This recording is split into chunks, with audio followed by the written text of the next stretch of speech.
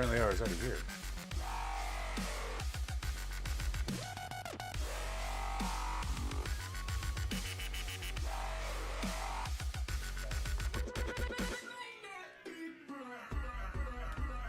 I can see you, but I can't hear you.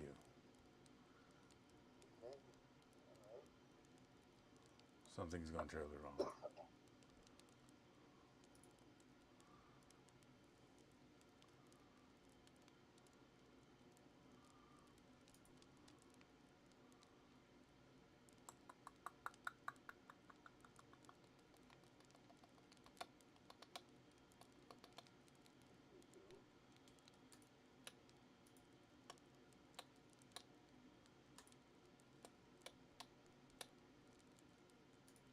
Check, check. Can you hear me? I can hear you. Can you hear me? There you are. Winning. For whatever reason, Winning. it reset all the speakers. That was weird. It decided everything needed to be reset right now. And apparently I'm in here twice for some reason. That's weird. Yeah. Strange things are happening. Strange things are happening indeed. It's a microcosm of the macro. Yeah. Oh. Hey, talk for a second. Talking for a second. Move on for a second. Testing, testing. One, two. Oh, you're not. Testing. It's reset to Hello. everything Oh, everywhere. hi. That's interesting. Well, how do I get you over here now? That could explain it. Well, shit. Media. That's not really what I need. For whatever reason, it's like reset the entire world now, and you don't. Your audio doesn't translate over to TikTok. That's okay. I could listen in. Let's just listen. I could do the listening. No, but I want you to add. Let me see if I can just add that. I don't know. Add, yes. Add microphone devices. Select. Let's try. Yeah, let's do. No, no, no, no, no. What else did you get? NVIDIA broadcast, maybe. Fuck, I don't know. Check, check. Talk. Say words. Words, saying words, talking. One, two, testing. One, two, three, four. Son of a bitch. One, two, three. Three, two, one. Testing, testing. That's interesting. Wonder why it doesn't work anymore. Got a fishbowl and a pet. Maybe I can do this. Sources, camera, Streamlabs, Discord. Says you're already a source. Um, Setting. yeah, I don't know. Oh, there we go. Fly. Try that. Say words now. Saying words now. Words are being said. One, two, two, one. Nothing. One, two, three. Three, two, one. Okay. I don't know what's happened. Everything is It's fine, broken. brother. Do you think I'll be right here with you? I Well, I mean, spoke to. TikTok's not the end of the world, dude. I mean, it's literally like nothing happened there. So Yeah, if it if it's decided like it's gonna change the rules and how things work, then fine, whatever. I don't. That's part of the reason I've gotten away from TikTok. It's it's it's nonsense. It's a hot mess. it is hot, man. It's a hot mess. Yeah, and it's not getting better. It's getting worse. It's devolving. Like so, TikTok is like becoming. What was that thing back in the '80s? Uh, oh God, crazy ladies would hang out all day and watch it and like buy things. Home Shopping Network. Oh yeah, yeah. Yeah, so it's TikTok is rapidly becoming the home shopping network, and that's like literally like all it is now. There's a few like decent human beings on there trying to do things, but most of it is just the home shopping network. It's just chaos. Same thing happened with another platform. People were using to sell like crafts and stuff, and then it became a flip shop, and then it's just it got crazy. Yeah. There's a few that it's turned into like that, Oh yeah. and but that's the nature of humans in large groups. I'm afraid. We'd evolve into Home Shopping Network. Everything. Yeah, well, the ham network is really what it devolves into. Is humans in large groups. The tendency is for humans of the lowest caliber to reach the highest masses Well, I mean, for the most nefarious of reasons. for the most nefarious of reasons. Um, I spoke to Dylan. First of all, I spoke to Dylan and gave him his uh, coin. How's he doing? He's doing good. He didn't stay here long, just long enough to get the car and head back home. But he got the car and he's now has a vehicle, and so he's staying with a friend and is working at the co-op there, the grain co-op. And I spoke to Jason and them again, and um, they're approved through their place of work to have our meetings become part of the curriculum. And Jason's wife is That is actually one of wild the to me. directors there. I don't know about directors, or she's like a manager or something, but she's like kind of in charge or whatever. Yeah. As she said, she's going to make the Sunday meetings. She wants to make them a mandatory part of her curriculum for the classes that she teaches there. Has she watched So any of these? Does she know what I'm doing? she has, Did she? she Yes. does, Does she understands what's happening here. This is yes. Kevin and Aaron and occasionally others babbling about mandatory curriculum. Huh? Interesting. Well, she wants because that's what it is, right? It's people who are transitioning out of prison, going into the real world, looking for some guidance, and maybe not even looking for it, but being put in a situation where they're kind of they don't have much of a say as far as like I don't want it to sound like we're forcing people, right? Like that's not the case, but they find our words and our content to be palpable for people who are in that situation and good for them, and so they want to try and expose them to it, I guess. So I give the Jason and Mallory all of the cards that came with the coin that I had, um, so that they could share or whatever, and hopefully we'll get some traffic driven to our website from that. I don't know how much. Dude, But it's wild, man. I had no idea that this would be how God chose to use this, and here it is. yeah. So yeah, that's that, and that's probably gonna be some. So I gotta get with them next week. I told them that we were comfortable keeping a an attendance Yeah. because she wants to use the Discord. I told her I was like, we could bring them through the Discord. They could come on as uh, a member, and then we could tally attendance by live members in attendance. They don't have to speak. They don't have whatever. I mean, to be honest with you, they could probably just put their phone on and not even listen to it if they don't. Whatever her she wants to do as far as like what classifies attendance, right? But we would be happy with putting together. I would even. I have volunteered myself, not you. Don't worry. Um, Putting together an attendance for the week if that helps them with their paperwork.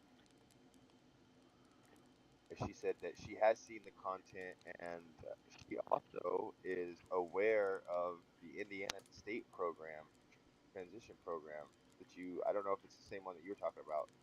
She said that the Indiana program for the prison that they have up there is considered one of the best in the country as far as Yeah. helping success rates for the transitioning. Yep. It's got one of the lowest recidivism rates in the nation. It's actually Yeah. I've met those guys and I've talked with those guys at length. We kind of built the programs in parallel, the ones that they did and the one that I did, using a lot of the same philosophies. And it was really the thing that cracked the code for both of us was this isn't just information; it's modeling over time. Monkey see, monkey do. It's what it is. It's how humans work. Yeah, Do all the math, all the theory that you freaking want. You got to put people together. yeah, for a common sense of purpose, right?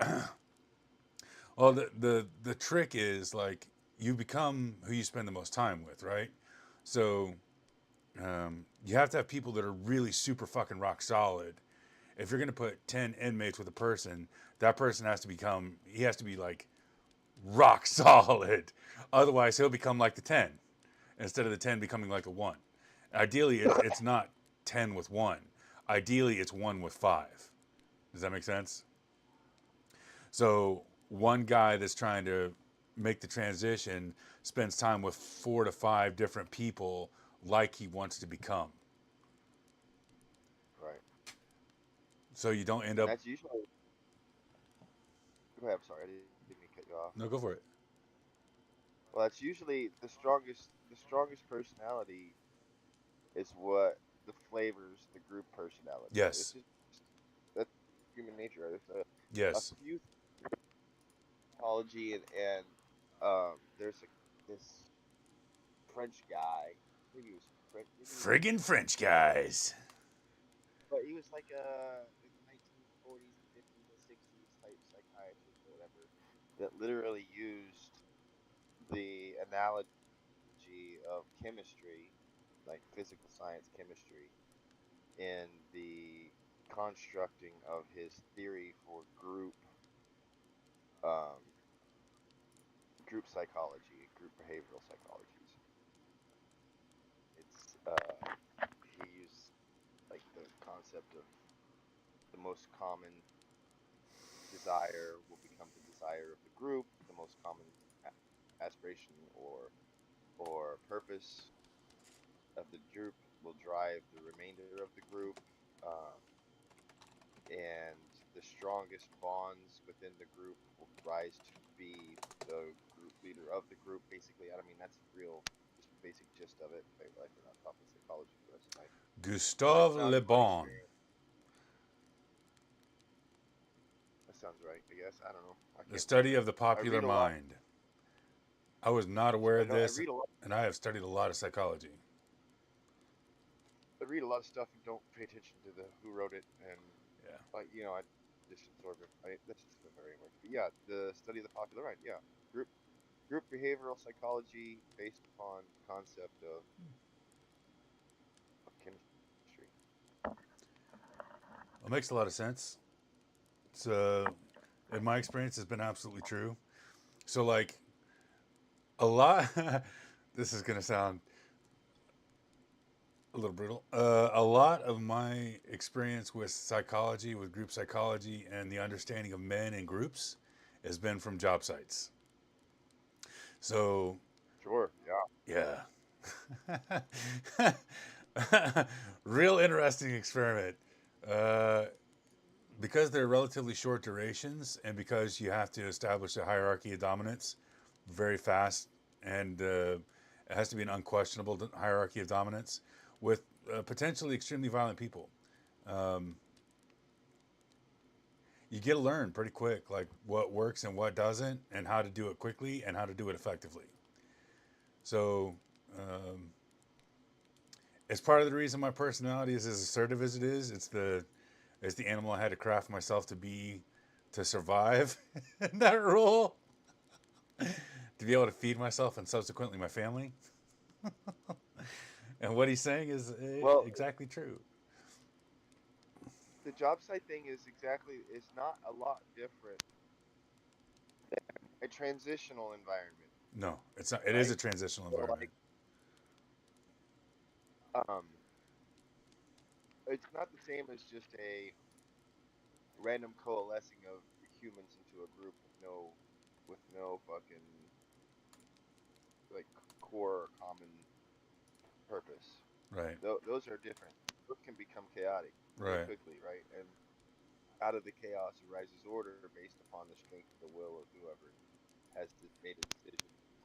The aura of the person, to use the new terms that the kids are using today, but the influence, the charisma, Yeah. whatever. But on the The job site, Riz. just with transitioning into from, which again, I've never been to prison, so I don't know, but just like transitioning from prison to, well, you have a group of people that are coming together for a common purpose. If they're not necessarily there by choice, they're there by necessity, be it a forced necessity or just a natural necessity, like on the job site. And so what you end up having is, especially at a job site, you have people that are there for a self purpose. Self purpose is secondary to the common core purpose of the gathering, which is Yes. the job being done, right? Yes. And so, in order for the self purpose to remain a secondary subset of the job being done or getting the fuck out of this transition period, right? You have to have somebody there to guide the overall class, because one person's self purpose is the same as another self purpose, but from two different, but they're also clashing, right? Yes. Because the framers are there, they're there for a self purpose, but the electricians are also there for a self purpose, and even individual people within a team, like one framer and another framer are all both putting up the same wall together, and they're both there for the same purpose, but all it takes is for one dude to fucking say the wrong thing to the other person, and then all of a sudden priorities get shifted. And so that's also true in any group, especially with like a group that's coming out of prison. Their job is to get from the prison state of mind and the prison environment to the real world state of mind and the real world environment, and to hopefully be there in a permanent way. Right? So it should not be temporary. But that there are self purposes, especially with people who have their priorities messed up, to where pride and is influenced or whatever. There, some people just like to see the world burn and don't give a shit. Facts.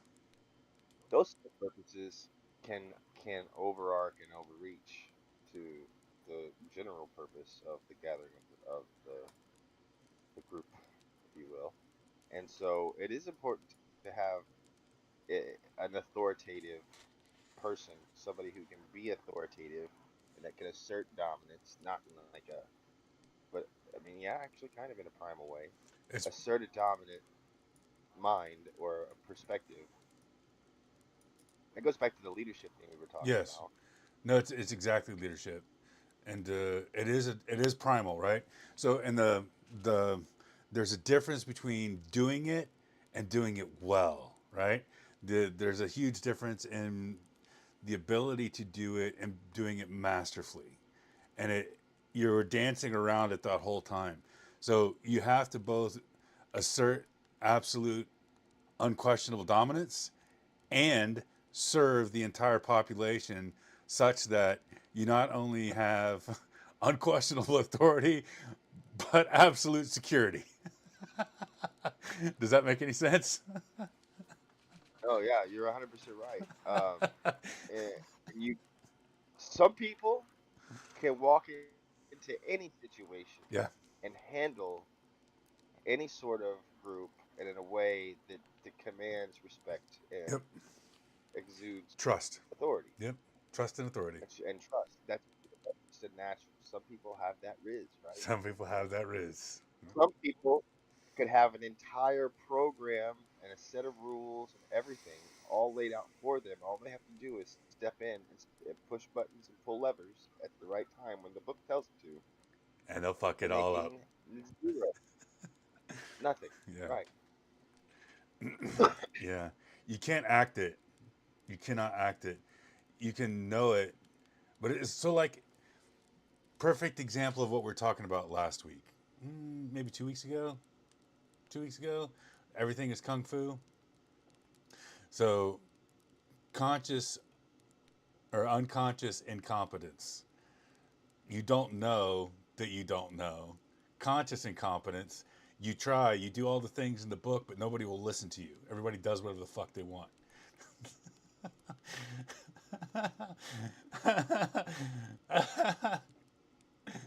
Content's competence. People start listening to you because you kind of know what you're talking about. Unconscious incompetence, uber riz, right? Like you said, you walk into the job site or you walk into the room, everybody knows this dude's in charge. And I feel like I can trust him. I don't know him, but I feel like I can trust him. Because truthfully, that's the only way you get the respect and you get the trust for them to let you think for them, which is essentially what it is. Right. And I I've reached a point where I don't want to be in charge. Yeah. I don't want to be trusted. Like, people will come to me with their own personal life drama and ask, like, that's been my experience in life, Yep. is people coming up to me with the fucking drama, their life story or whatever, some shit that they and ask me for life advice, and just completely open up to me with whatever they got going on, and it's just like, I don't want that responsibility. Number one, and number two, it gets like it's draining. It's draining to hear people, because then you get put in a situation where, the way I was raised, you be honest with people, Yeah. and uh, which you gain a lot of trust. Like, if you talk to Steve and other people that have known me, they all trust my opinion, but my opinion isn't always pleasant. Yeah. And there are people who don't like, because I'm not a yes man. I'm not a, oh, you're 100% in the right, whatever. Like, I don't win friends that way because I don't give a fuck about friends having that many friends. It's such a way that I'm gonna do that, and that's the way that my dad was. He would fucking tell you how the cow ate the cabbage, and he would sometimes be mean about it. And I'm telling you, it would never fail. People would come and ask him for advice, Um. Yeah. and it would, of course, with him, it was good. But Savage honesty. and I When you really get to the bottom of the barrel and you know that's what you need, there's very few people out there that you can trust to give it to you.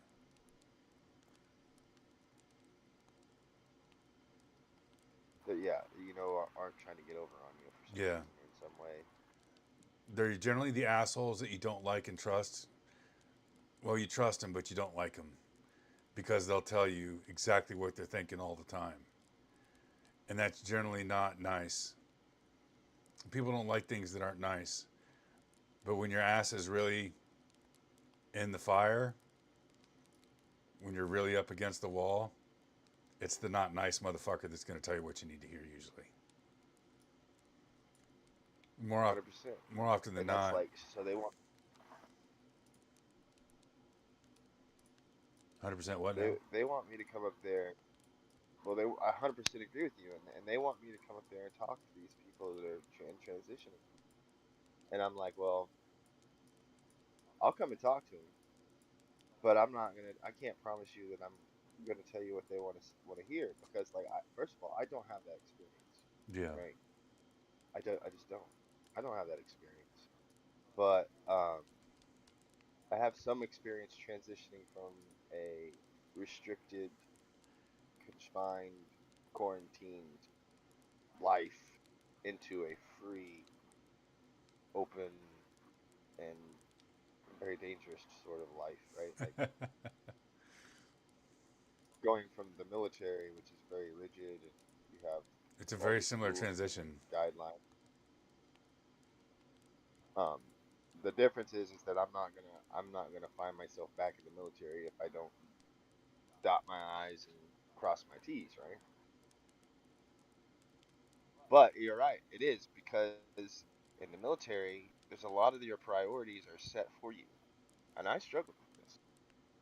A lot of your priorities are set for you, and you have a network of support of other people that want to see you succeed, not even for your own success, but just so that just to beat the man, really, like, just so that the man doesn't eat another person. And I'd imagine that's probably like that in prison too. People that want to see other people succeed, just because, when that gives everybody a bit of hope. Yeah.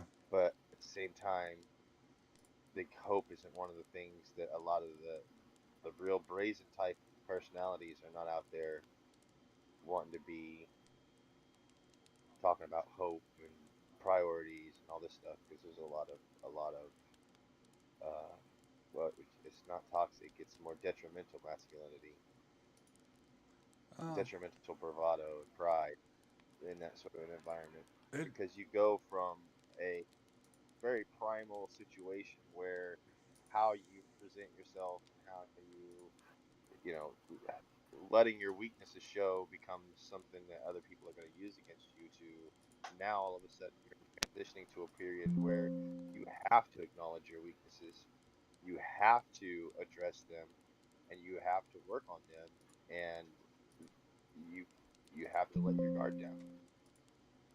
There's no other way about it. um,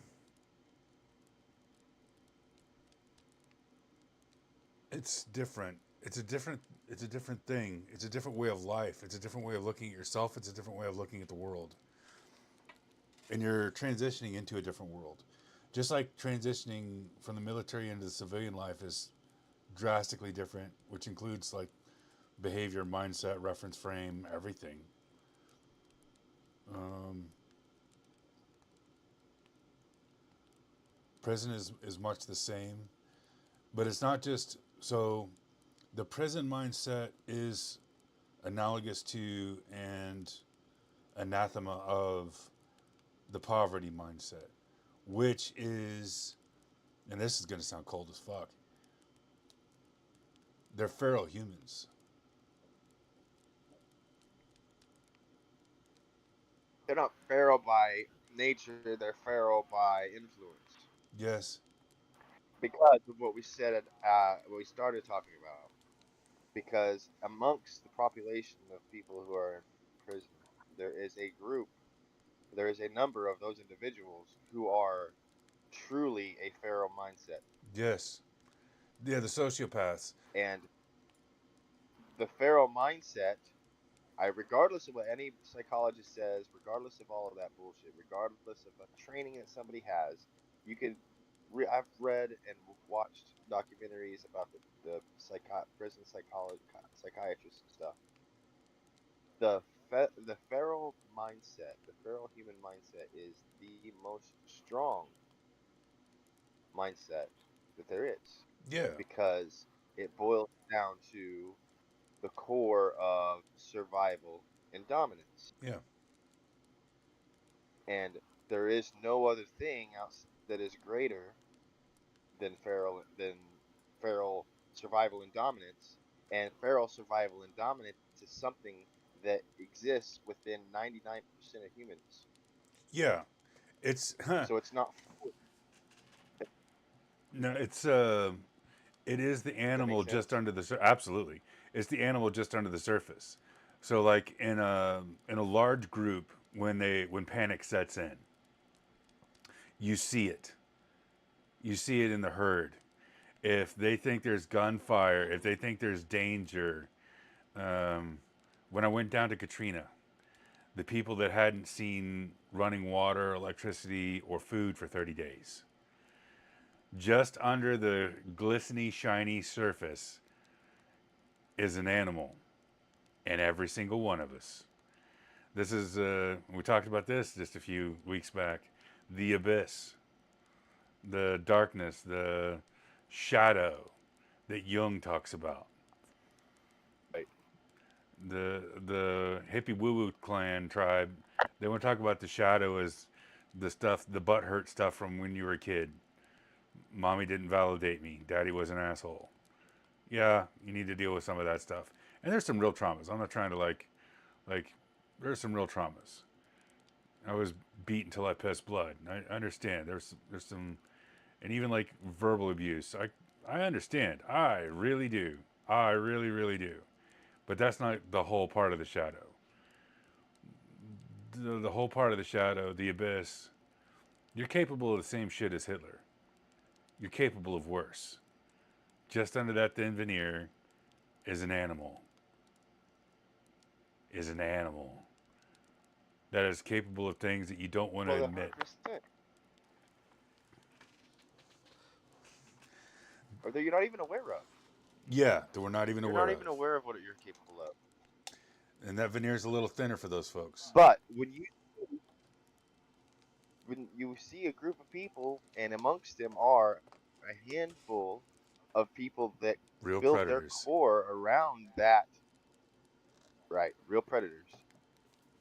Then you witness the weaker will follow for safety Yeah. because of their own Just to feral survive. survival Yeah. instinct. And the rest, there will be a period of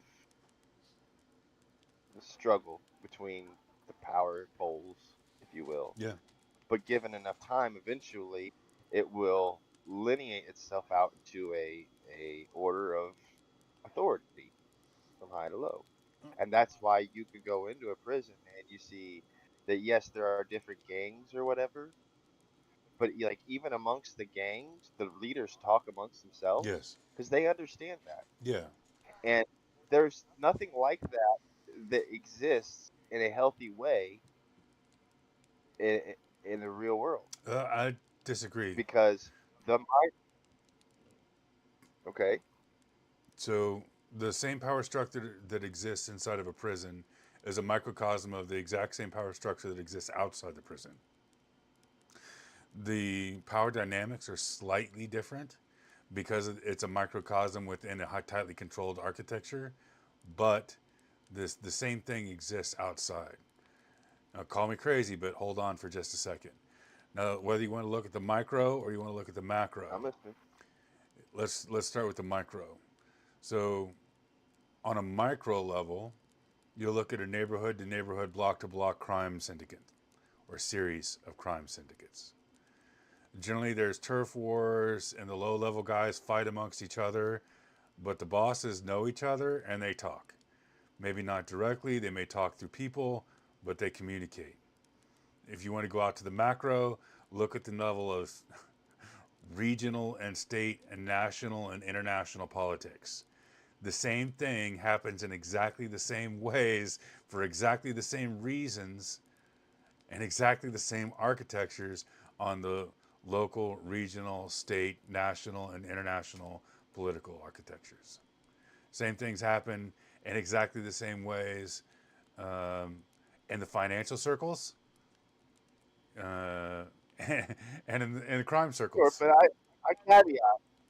I caveat with nothing healthy, and those Okay. circles are functional, but I wouldn't call them healthy. I wouldn't call them healthy either, but that's I mean, as they, far as like it's like, I mean, they're healthy in a way, but they're not like the. If you think about society, like you certainly don't want to go and just and tell a bunch of people who are just getting out of prison and being like, "You got this, go join a crime syndicate." right. Well, so But they're better those kinds of than mindsets do persevere because of the strength of the like what we were just talking about, yeah. because that is a core, common, fundamental part of every human being is to recognize and fill in to that mindset wherever their persona belongs. If So, that makes sense. oh, absolutely. It's the Saddam Hussein post Saddam Hussein, the Vladimir Putin, and what is likely to be post Vladimir Putin. Right now, the Saddam Hussein and Vlad, the biggest psychopath is in charge. Usually in the wild, That will look at North Korea. yeah. Usually in the wild, the meanest person doesn't isn't the one in charge.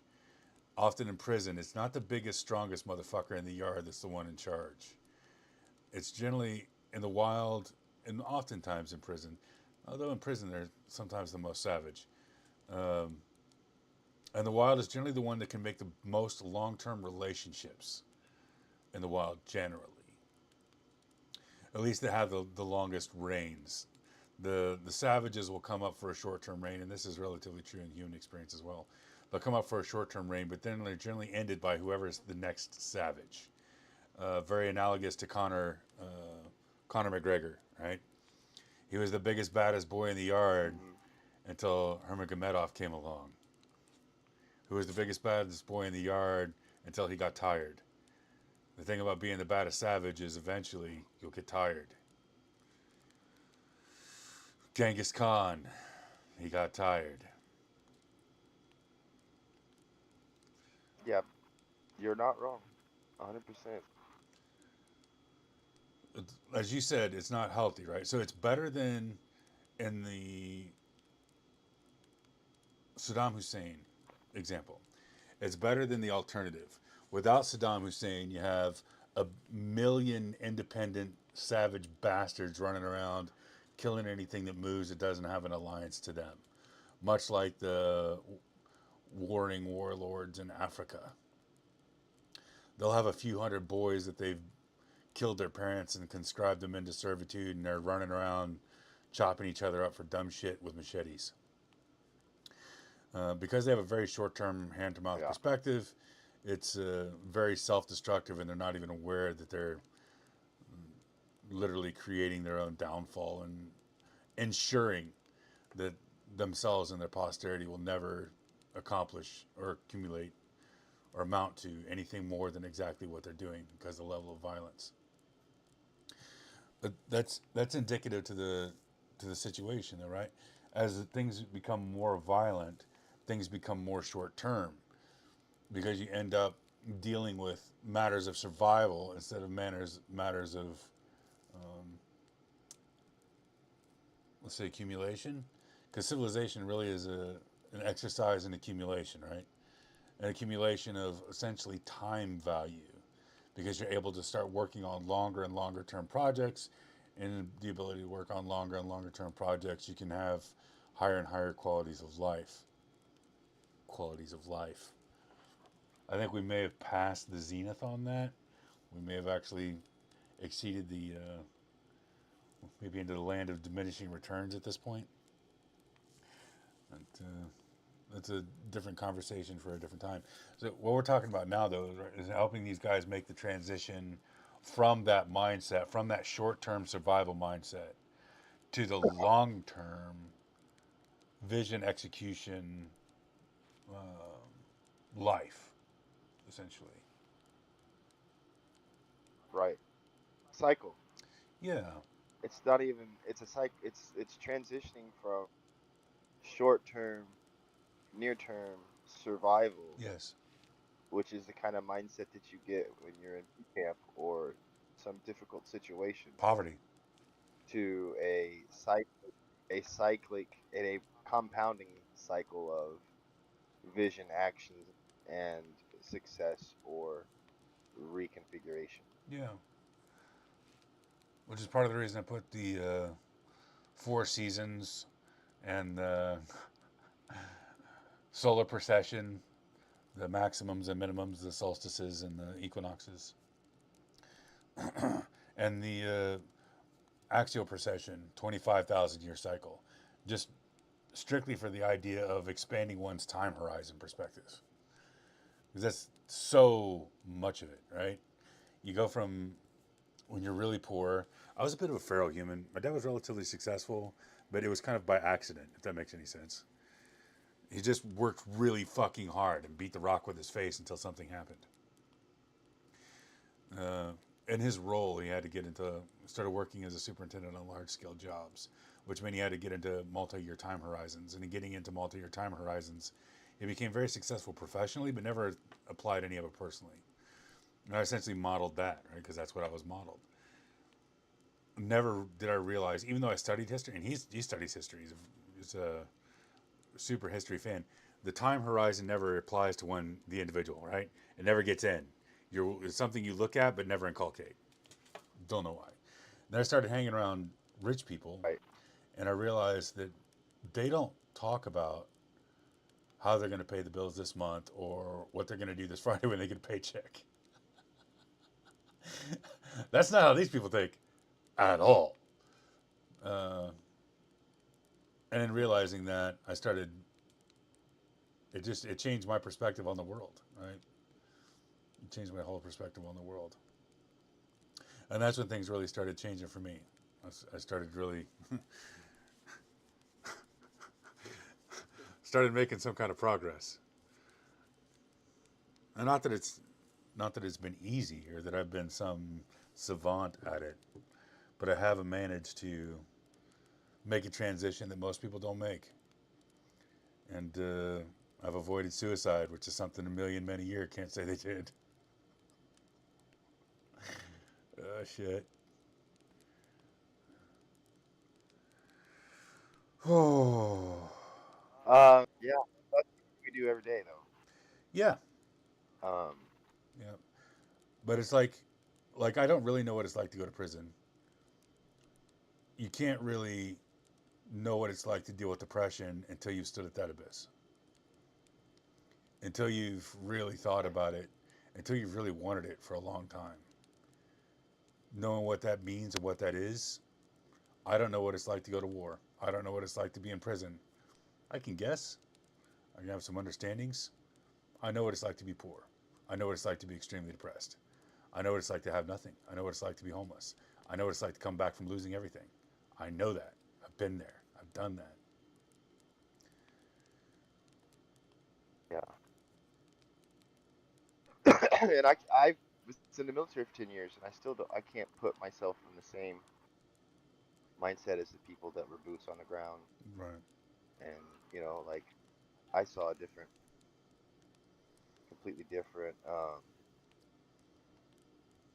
aspect of things, right? Um, But we don't have to and I've be talked to there. some people. Good. No, I saw the videos, the FLIR footages. Like I saw secondhand what my firsthand support did. But you can't imagine. I mean, I'm No. pretty. I have an empathy issue, so like I have a tendency to be able to put myself in other people's shoes to Sure. a degree of fault, to a degree where like it impacts me. Yeah. And yeah, I could do the same thing with prison. I like I said, I can't imagine truly what it's like to be there, but I can empathize with that. And I have a long term relationship with Steve. We've talked about it some. I have family members that spent extended periods of time there. It's Jason who just got out. My biological father spent some time there, and I've talked to him about it. And it's probably like watching a movie. You're not going to learn a lot about something from just watching a movie, but you can definitely kind of put your headspace in that. And I think society owes them. Now this is going to sound weird, but I think society owes the people who are coming out of prison the how would I put this? Owes them the right to have paid off their debt. Yeah. A true second If chance. when Well, not just a second chance, but we as a society say, okay, you do something wrong, you make a mistake, you go to jail, and this is your this is your payment, right? Yeah. And at the end of that payment, that should be done for. It's like if I take a if I borrow $100 from you Right. and I pay you back $100 with interest, you don't have the right to come after me for any more money. But when it comes to prison, unfortunately, and there's been people singing songs about this and writing about this for a long time. You do something stupid, or you get wrapped up in the wrong spot, or you're in the wrong place at the wrong time. You get sentenced to 10 years in jail, and then whenever you come out, you're still paying your debt to society because life is harder. You're looked down upon. There's a whole stigma. Getting a job is nearly impossible. Like all of these other things that are on top of the the the payment that you've given back to society. And I don't think that's fair. And I understand that there are people that don't learn anything, that they come out and they're not changed, and they go right back to doing what they were doing before.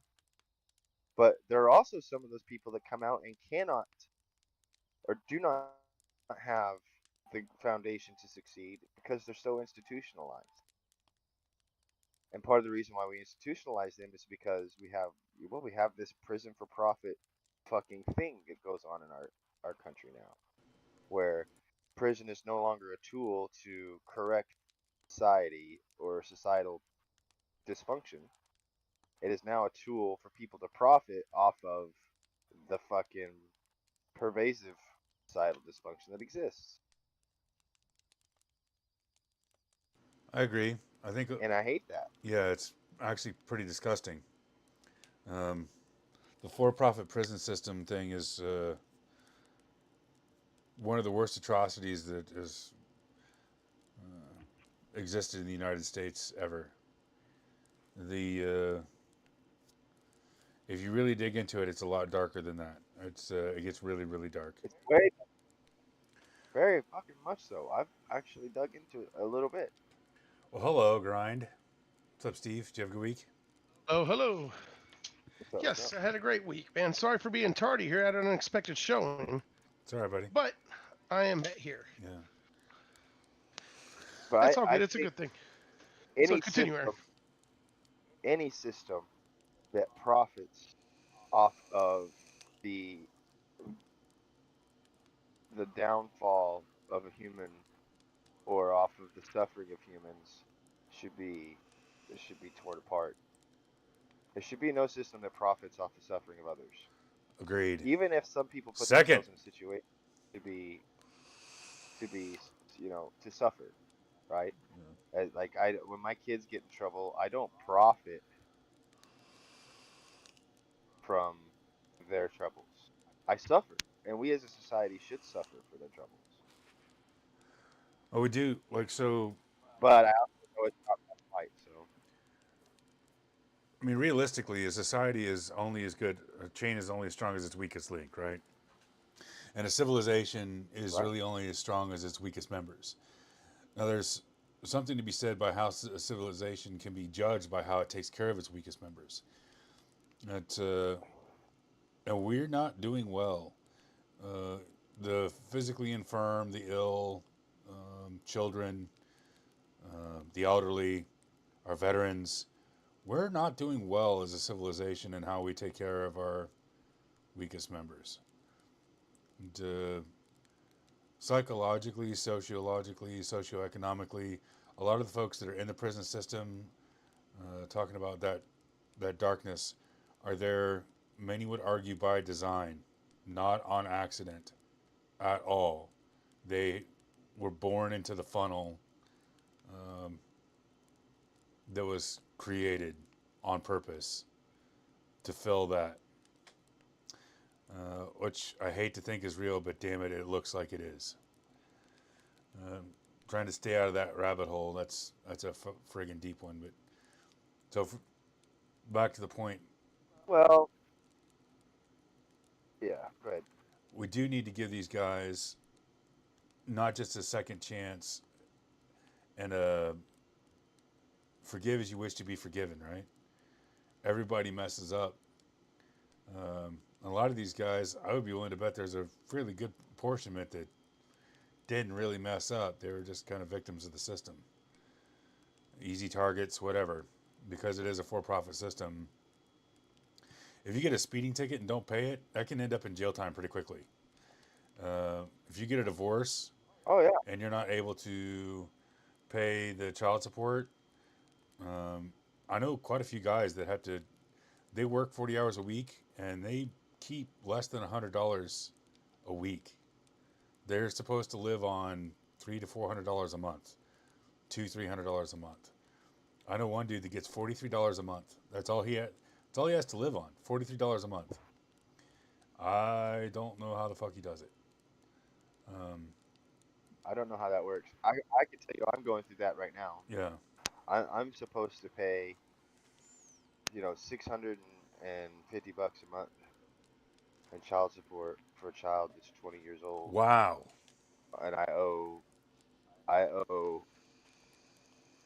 Where am I at? 32? Yeah, 32,000. That's what I still owe because when I got out of the military, the state of New York said that my change in income due to my change of employment was due to my own choice, and therefore they would not adjust my child support because I didn't qualify. I'd have to be laid off or fired, or something out of my control caused me to have a lesser income.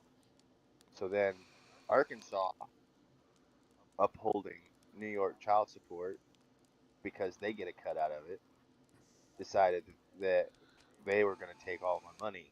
And so I was making 8.50 an hour working at the city of Sulphur Springs as a maintenance guy doing their wastewater treatment and park and maintenance as well as vehicle maintenance. And so if you do the math on $8.50 an hour times 40 hours a week after taxes and then after I literally got a $0 paycheck. Now the lady with the clerk lady kind of messed it up because in the state of Arkansas they're only supposed to take 50% of your check, but in New York it's not the case, so they went by New York rules. I literally had a 40-hour week where they wrote me a check for $0.00 and Cool. sent the rest to New York. And I have two kids here at home. They don't give a fuck. And it's no different with child support or the court system in general. They don't fucking care. And you might get lucky and find a judge that cares. You might get lucky and find an individual within the system that has compassion and empathy. But that's the But exception, as a not the rule. whole, as a machine, right? They don't give a fuck. And it it and it's about the money. It's about the profit. For instance, like I my kid just got a vehicle from me. That's a $3,500 vehicle, and we spent almost $400 driving up there and getting it, taking care of it, and bringing it back down so that he could get it, and going and picking him up, and doing all of this stuff. But none of that matters. Yeah. I can't. That doesn't matter at all. And in the meantime, if it's something that would cause them to lose money, they're not going to enforce it because my ex has been defrauding the system and lying through her teeth and not holding up her end of the bargain for the last 20 years. But they're not prosecuting her because they can't get nothing out of her. And it's sad. And it's the same with the prison system. If just like look at this fucking P Diddy dude, right? Dude. They're getting their money. So this dude has sex trafficked, raped, uh, drugs, racketeering, laundering, fucking organized crime, right? But he's gonna get what, like 3 years, maybe, if mostly if it's gonna be already served in probation Yeah. He'll be in because 30 he's got days, money. 60 days, 90 days, and he'll be But out. You or I would die there. my biological father, my biological father got pulled over in 1986 with a fucking half a joint in his ashtray and spent fucking 7 years in prison. Yeah. Yeah. And for that half a joint, he spent 7 years. And in 7 years, he becomes institutionalized. He's lost all of his connections. He now has a And he stigma. never recovered. Yeah. You've got the scarlet A on you forever. And away you go. Just like Yep. Yeah. But there's got to be a better way than suicide. There's got to be a better way than just letting these guys rot, right? Part of the reason I've step forward to do this, I think it's part of the reason you guys have stepped forward to do this, is we believe there's a better way. Things can be better. Things should be better. And we're willing to do something about it. So here we go. Here am I. Send me. I've got Isaiah 6:8 on the back of the coin for a reason. For a reason. Or the front, however you choose to look at it, I guess. Who will stand in the gap? Here am I, send me. Even wrote the word standing in the gap with an open right hand right on it. So yeah. well, I'm recalcitrant by nature against authority. It's just my nature. What do they call that? Authority something authority disorder. Anti-authoritarian. Now, there's some authority disorder now. Yeah, I just call it they don't do well with authority, man. I don't have a Oppositional That way. problem with defiant authority. disorder. There you go. ODD is It's not characterized by a disorder. It's persistent just it's pattern of angry or irritable mood, ODD. argumentative defiant behavior, and vindictiveness, particularly toward authority figures like parents, teachers, or supervisors. It's important to note that while all children may exhibit some of these behaviors, occasionally ODD is diagnosed when the behaviors are frequent, persistent, and significantly interfere with the child's functioning. The child's functioning or the person that wants to have authority over the child?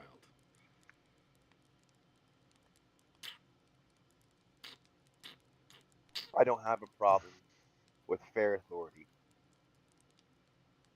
but I do have a problem with somebody having a say simply based upon their position. Yeah, I'm exactly the same way. I see no difference between that And and a bully. right, if and like I don't have a problem with laws. I don't have a problem with rules. I don't have a problem with like police officers or judges or authority or bosses. But whenever I have a huge stigma when it comes to people who stand in those positions of authority that use them or abuse them to their own benefit or their own enjoyment. Yeah. And Gentlemen, I cannot stand somebody that will belittle another using their seat of power or a seat of authority simply for amusement or simply for the purpose of belittling another. And unfortunately, just like we learned from the Stanford prison experiment, Oh, there's a great number of people who will sit in those positions of authority and power. And even if they don't intend for that to be the case, because of the mindset, the group mindset of the whole institution overall, they trend towards that sort of behavior. yeah. And it pisses me off. Well, it's like recently there was a thing where they studied Monopoly players, and the idea was they wanted to see what happens when people of privilege, um, what happens to a person's character when they're given unfair privilege, right? So just like the Stanford experiment, they took a bunch of people that are essentially the same, relatively socioeconomically, intellectually, blah blah blah, pretty much all the same, and they gave a portion of the people, essentially the rich man, what they consider the privileged position, where when you pass go, instead of getting $100, you got $500. You started off with 5,000 more dollars, and you started off with more property. And pretty quickly, they turned into assholes. Shocker, just like the Stanford experiment, just exactly like the Stanford experiment. Which goes back to what we were talking about, the very thin veneer of civilization, the very thin veneer of humanity, the very thin veneer of morality. We're all super cool. How many people? So, what happens to people generally when they win the lottery, or when they come into a lot of money, or when they all of a sudden they get that big promotion, right? They become the very people that they Yeah. despise. Mhm. Yeah. Why is that? Does the money make them weird?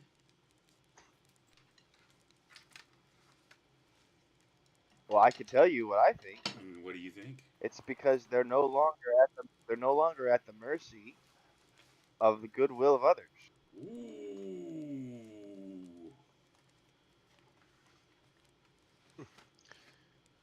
So when you're no And longer that's at just the as simple mercy as of the that. goodwill of others, when you feel like you're liberated to do as you please, you begin to do as you please. The mask comes off. The mask comes off. Because so many people who are at the mercy of the goodwill of others or the empathy of others, they're super nice. And because they know that that's a boundary. We talked about boundaries several weeks ago. But there's that boundary that you don't cross because nobody likes to go out of their way to help an asshole. Hmm. So you don't do your best not to be an asshole because you never know when you're gonna need somebody's help. Now, sure, there are some people who don't give a shit, and like there are assholes out there that are just true Assholes. fucking assholes, Assholes. right? But for the most part, the average person does their best to fit in with society, to be a part of society, because they have to function within society, and because there is, as there should be, a give and take within society. When you walk up to somebody who like is behind a counter, you're courteous to them. Like you don't fucking yell at the people that make your food, Don't fuck with or the you don't people yell at the that people make who your food. disperse money. I think that was one of the best scenes Right. in But Fight Club Hmm. when Dirty yeah. gets the guy in the bathroom. So once you, yeah, that's such a great movie, by the way. I It is a just great watched it movie. thinking It about is a that. great movie. Um, but so once you have come into enough substantial material wealth that you may not even be enough, but you may think like you win the lottery and now you have $180 million and you're like, fuck, I'm set for life. I don't need anything from I got anybody. fuck you money. I got real fuck you money, and then so now you don't have to partake in that exchange between society and yourself.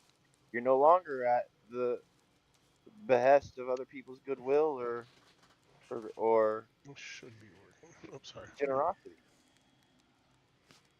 And unfortunately, 99 out of 100 people, when they get in that situation, they don't return back to society that which they have gained.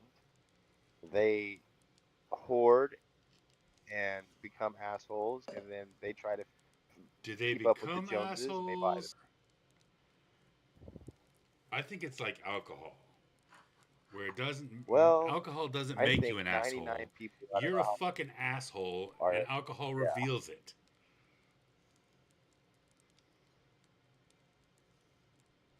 yeah, 100%. I think 99 out of 100 people are just naturally assholes. Well, 100%. Well, here's the thing. I think that instinctively humans are good and evil, right? We're Yes. good and evil, and we all have the same traits, and they're all in a different basket, right? But what happens with money or even alcohol is it brings out the potential, because you have guys that, like, you can look at just the U.S. politics as it is they'll say one thing but do another. Puh. And it's not always, I genuinely believe they believe when they say it. The problem is behind closed doors, money talks and bullshit walks. Yeah.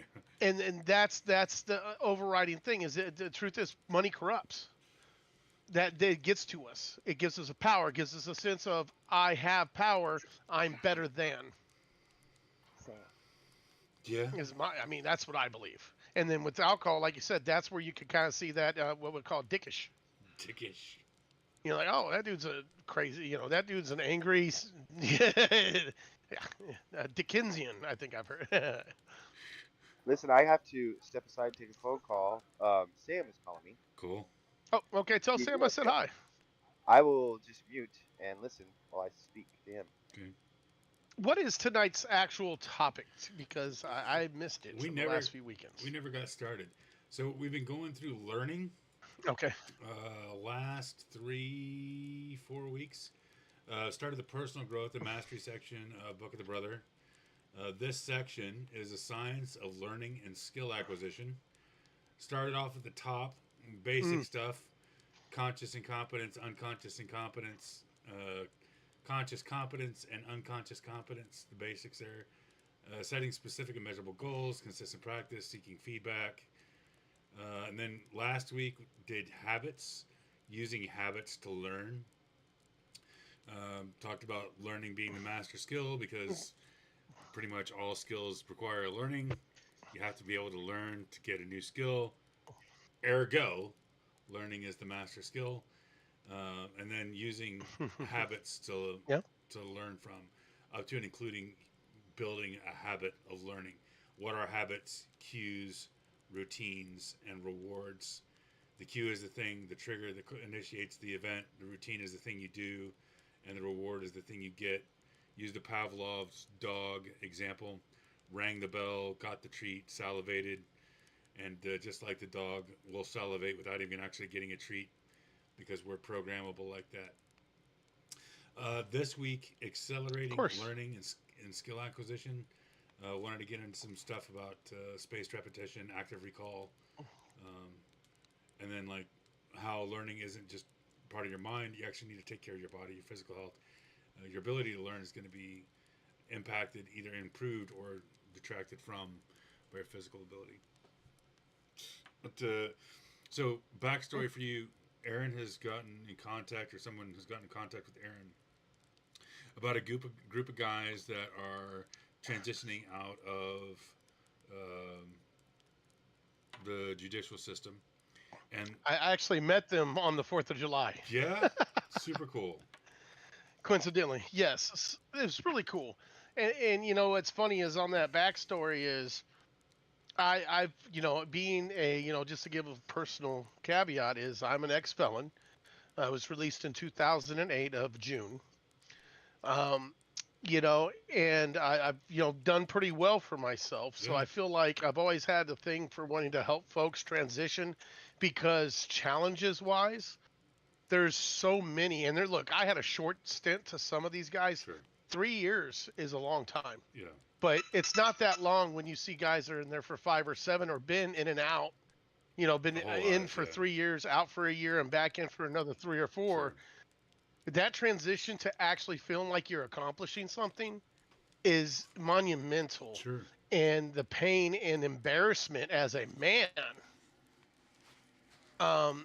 is something you have to overcome. And if once you find your path though, and you have your goals and you're set forth to attack the world, I feel like that pain and embarrassment goes away, because once you really obtain, light of God, which is part of it, your purpose, Yeah. as we've always talked about.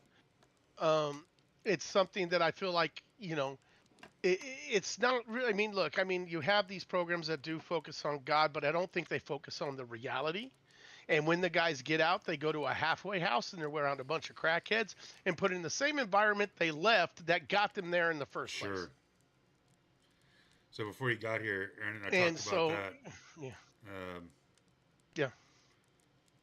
I built a program around a church in Indiana. Our program was for guys that were already out and addicts and homeless. But we worked with another guy that was building a program with the prison system that had one of the lowest recidivism rates in the U.S.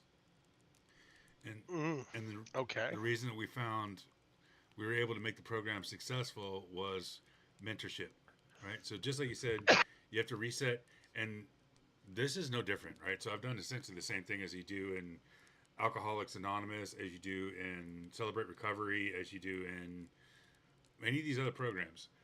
The Coin helps you reset your perspective on the world. Book of the Brother helps you reset your perspective on yourself. And then Noscata Ipsum helps you understand yourself and, like you said, develop your purpose and vision for your life and yourself.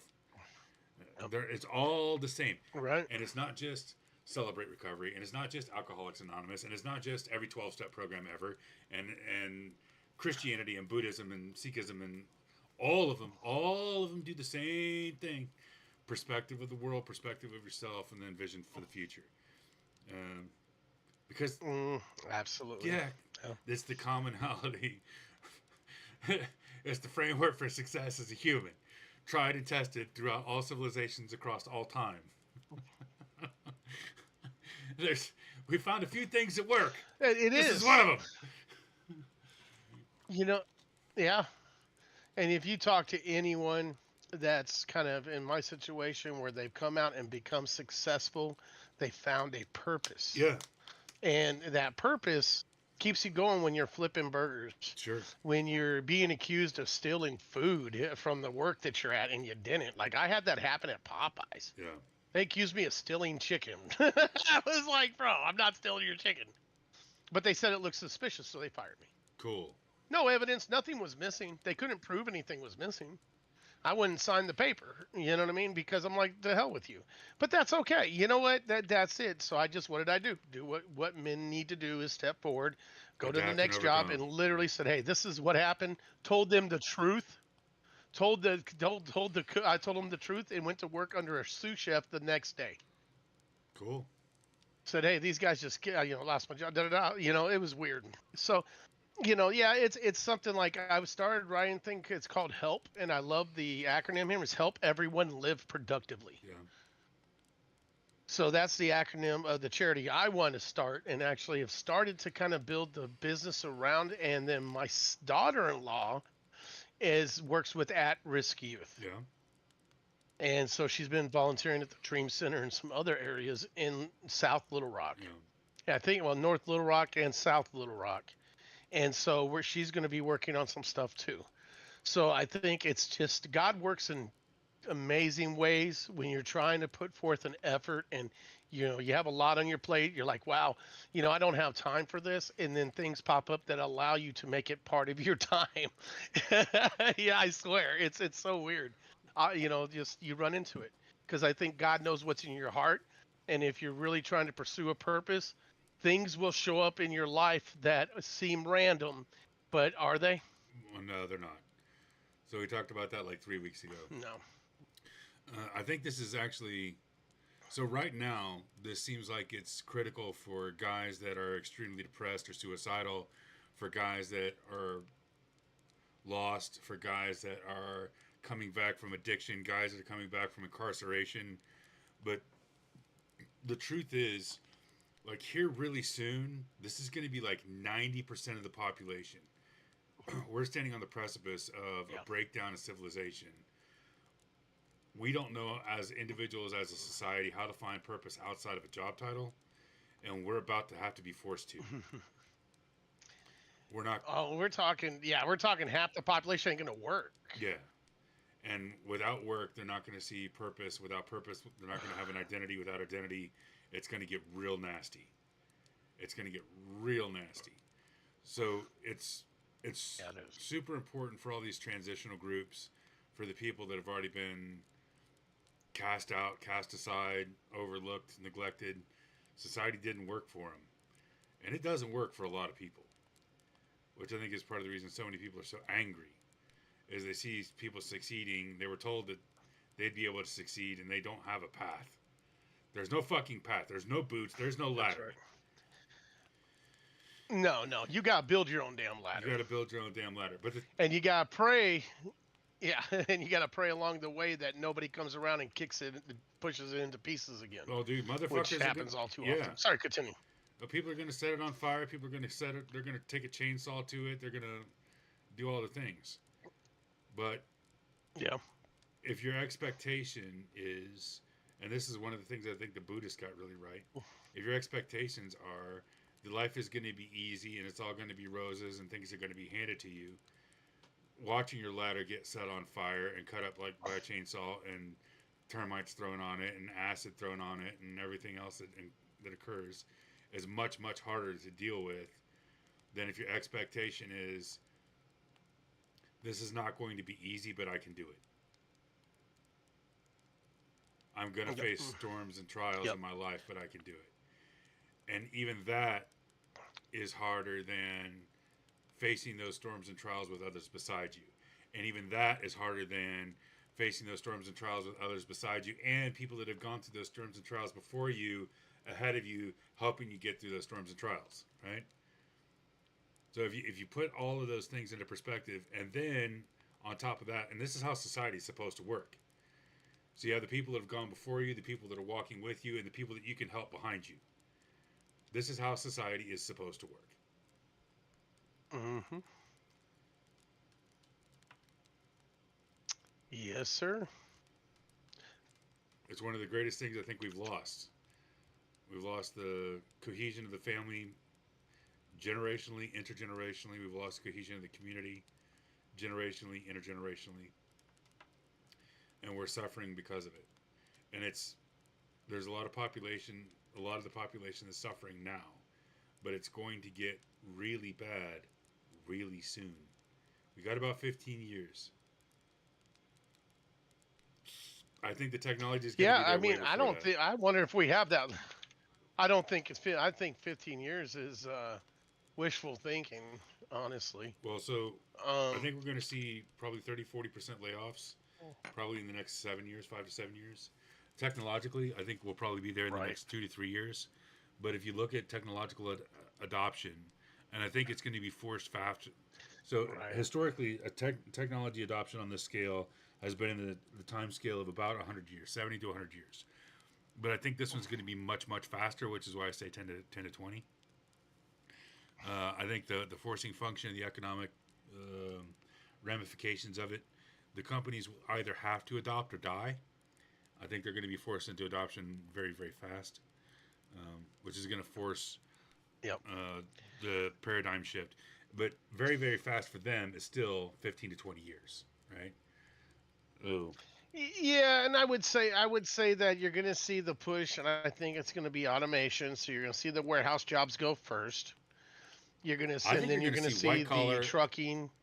I think you're going to see CEOs, CFOs, Well, yeah, you're right. CHROs, and then I think you're going to see it go into middle management, and maybe middle management first, then executive management. Then you're going to see the mindless bots, and then you're going to see the high end skill people. But I think the high end skill people will probably be the least affected, the ones that actually solve problems and actually think, because it's good at doing things over and over again. Yeah. It's not good at doing new things, um, and I don't know that it will Right. be. Right. Not yet, anyway. Not yet, anyway. Yeah, not yet. But I think not yet. And here's the thing. We have Chat GPT 5.0 coming out. Yeah, A lot of people fear that will be the precursor to AGI, yeah. right? It's the So that's scary. At what point, and it really, what's interesting is I feel like, once again, and we've talked about this, I feel like, the Industrial Revolution on crack, right? yeah Same upheaval it had, but it's 1/5 quantified the time scale. because instead of being a small, yeah, and the entire world and not a country. And not just a sector, So, all yeah, sectors. right. Yeah, all sectors. This ain't just manufacturing. You're talking everything. One thing I told people, so I'm in data centers. We build the inside of data Yeah, centers. I'm like, I told a buddy he owns, he was owning, doing a trucking company, and he can come to work for me here a few weeks ago. And I said, at least right now you're protected from the AI. Because right now they can't go in there and flip switches and run DC power and do some of the things that we do. We're kind of insulated in that manner. yeah, Business development, it's absolutely going to change. And I am killing my counterparts who don't use technology are getting crushed. disappearing. Yeah, They're getting out of, I'm crushing them. yeah, I'm crushing guys in my own field because they don't understand how I can sit here and have 20 meetings a week and they're trying to push one or two by just picking up the phone and calling. yeah, And I'm like, bro, I've got so much shit working in the background. There is 24 hours a day, man. My shit's working. yeah. And it's hyper targeted. So, I'm not yeah. throwing a net out Yeah. there at everything, hoping I'm looking for this guy that makes this much money and this kind of role in this kind of company that's in this position that's looking to do this. That's sort of, I've got the top 1,000 Yeah. customers in the world identified by name and phone number. And I'm sorting those by the most Yes, probable exactly. to say yes this week. Get them. Yeah, because Yeah. you're not looking at 3 million people. You're looking at 500. Crazy. That's crazy. No, it's real, though. It's super real. Right. In my last role, it was exactly the same thing. And I've been kind of foaming at the mouth looking at this next role that I'm starting. What am I going to... I'm already thinking about agent stacks on how to do this. So, like in my last role, Yeah. my peers... Right. Yeah, my peers are running 3 to 4 projects concurrently. I was running 30 to 40 projects concurrently without a staff. Right. Now, was I able to give all of them the time and Yeah, attention that well- they wanted? No. But I'm running 10x. 10x. Right. Well, and that's the thing, the thing that's really good is once I'm able to put everything into a process and Yes. get things rolling, Yeah. brother, and then building the process now is easier than ever. It ain't the old way of doing No. it. And so yeah, so what I've come to find out is, wow, I'm busy for a couple months when I'm onboarding a new customer, and we're kind of devouring it, as we as I will call it. Yeah. But once I get it souffled and filleted, we throw it on the grill, and the grill, it takes care of itself once it's grilling. Yeah. You know, that's it. It'll salt and pepper itself. Salt So and pepper as you please. Yes. yeah. So mine was essentially the same, So dude. it's cool. The intake process when I was getting the scope delineated, that's the hardest part because they can't really articulate what they want. But once you get them to articulate what you want, Oh, once never. once you walk them through that, and you've got the scope delineated and the terms agreed to, it's essentially autopilot. Writing out Yep. the WPS and executing and scheduling and all that other stuff, crunching it. If you built your system such a way that when you do the intake builds the inputs for the automation for the throughput. Well, I want to work on. I was telling Aaron about the. We were looking at Agent Stacks about a month ago, Aaron, wasn't it? Yeah, I've been looking at them on and off So now. I'm just ooh, exciting, especially with what we do. Agent Stacks are going to be critical to maintaining relevancy. Honestly, they really are. It's the natural. Me and Kevin talked about this a year ago, or over a year ago. Co-agental platforms or multi-agental platforms are the natural progression for artificial intelligence. Oh, so you guys are aware of the Specialized WPC agents. protocol, It's just right? like the The what? what? The WPC protocol. I guess I am not. not. So, That's a no, sir. A resounding no. yeah, the WPC protocol is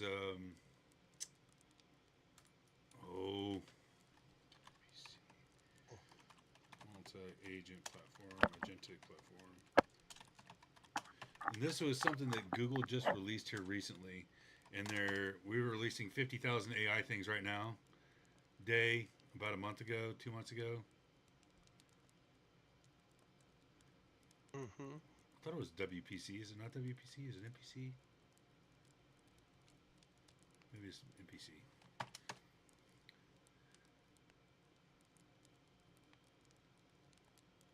Yes. So NPC, not Nancy Paul Charlie, Mary Paul Charlie. So Google, Okay, NPC. yeah, Google released NPC protocol, which allows you to do multi-agentic stacking, um, which has been the biggest challenge with agents. Is the work scope is so small that you can't really do a whole lot, right? But NPC allows you to stack agents. So you essentially like let's talk project, right? So you build out your scope, give it your client, you build out your scope, take your scope, break it down into WPS or WPS into finite tasks, and your finite tasks into a Gantt chart. Each one of those tasks in a project would have an agent that can do that task, right? And it's really more granular than that, but you get the idea. Mm-hmm. The NPC stack allows you to take that entire Gantt chart worth of tasks and core them in a workflow, critical path, so you can accomplish the whole thing by pushing go. One agent can't do it. Right, right. I was looking at something like that. Yeah, I was actually looking at something. I brought Aaron in because I was like, "Hey, look at this, thing." And Aaron's working on, some agent stuff and kind of doing his mapping. And I like what Aaron's building. I think it's very, very intelligent on what Aaron's mapping. But I think that that's the expansion part. It's think about like webhooks, but they're agents, right? Yes. It's, I mean, if you're trying to put it into something that you're probably commonly use anyone in our industry, webhooks and things of that nature, pretty standard, I would say now. A Zap, but think of it as an agent. Instead of a Zap, it's a Zap agent that does more than one little task. It can do a huge amount of singular task in one category. Now you multiply that into one single agent that has all of those hooks or zaps in one, and now it's basically running an entire department Yeah. because it's zapping everything. It's Well, agent everything. like I was saying, this is the natural progression for artificial intelligence, because when you give artificial intelligence, at least as it sits now, when you give artificial intelligence a wide berth to think in, it hallucinates a lot. It does. Yeah.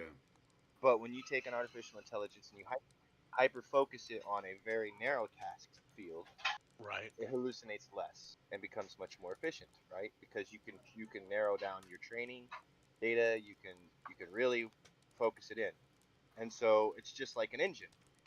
Instead of using one artificial intelligence to do multiple functions across a broad task range, you instead network many hyper focused artificial intelligences as different key parts of this machine that can perform each individual function well.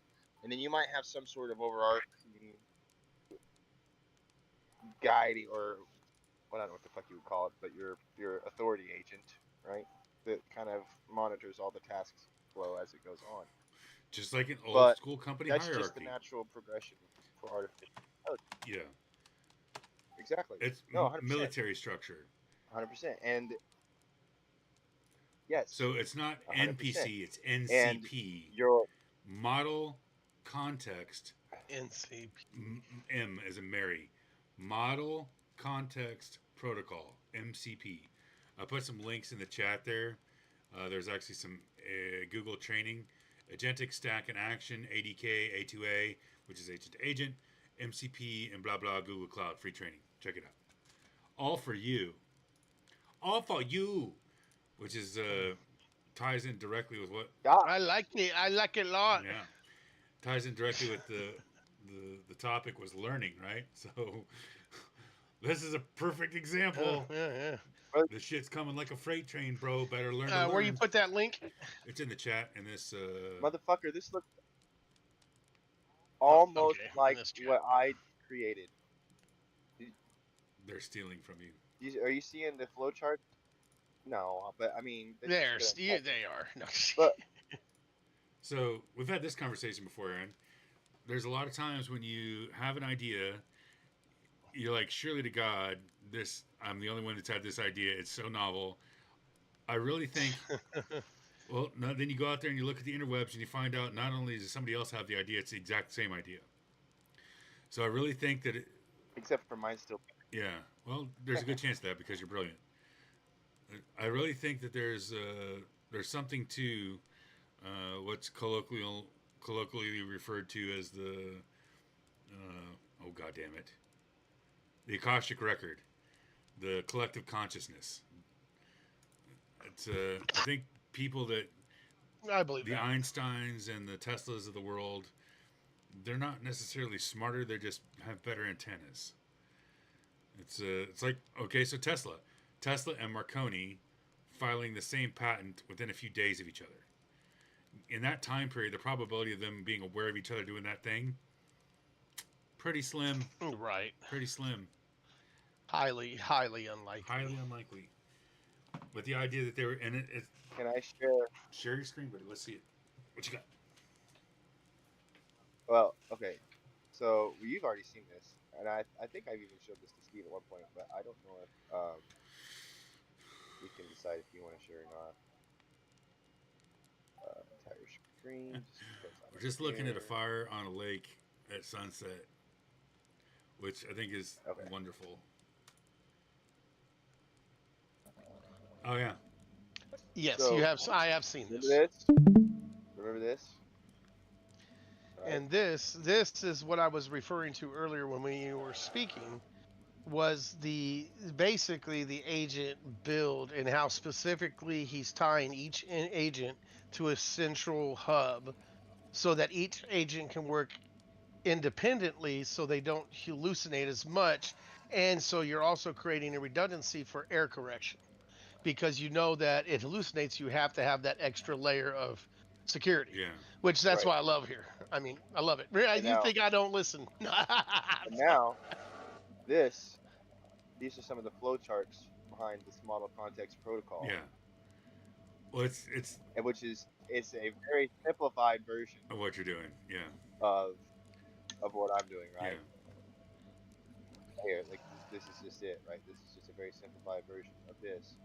But what they're lacking here, which is going to happen, is the arbiter layer, Yeah. which is what I'll call the arbiter layer, which is this layer right here, The error arbiter. detection and handling, Yeah. and this layer here, security and verification, right? So Because but you got two the, different thought systems going okay, on there. Your thought system is based on the architecture and the technology as it is. Their thought system is based on improvement, and they're assuming that auto error correction and hallucinations are going to be handled. You're taking you're taking the system as it is, and they're taking the system as they believe it will be.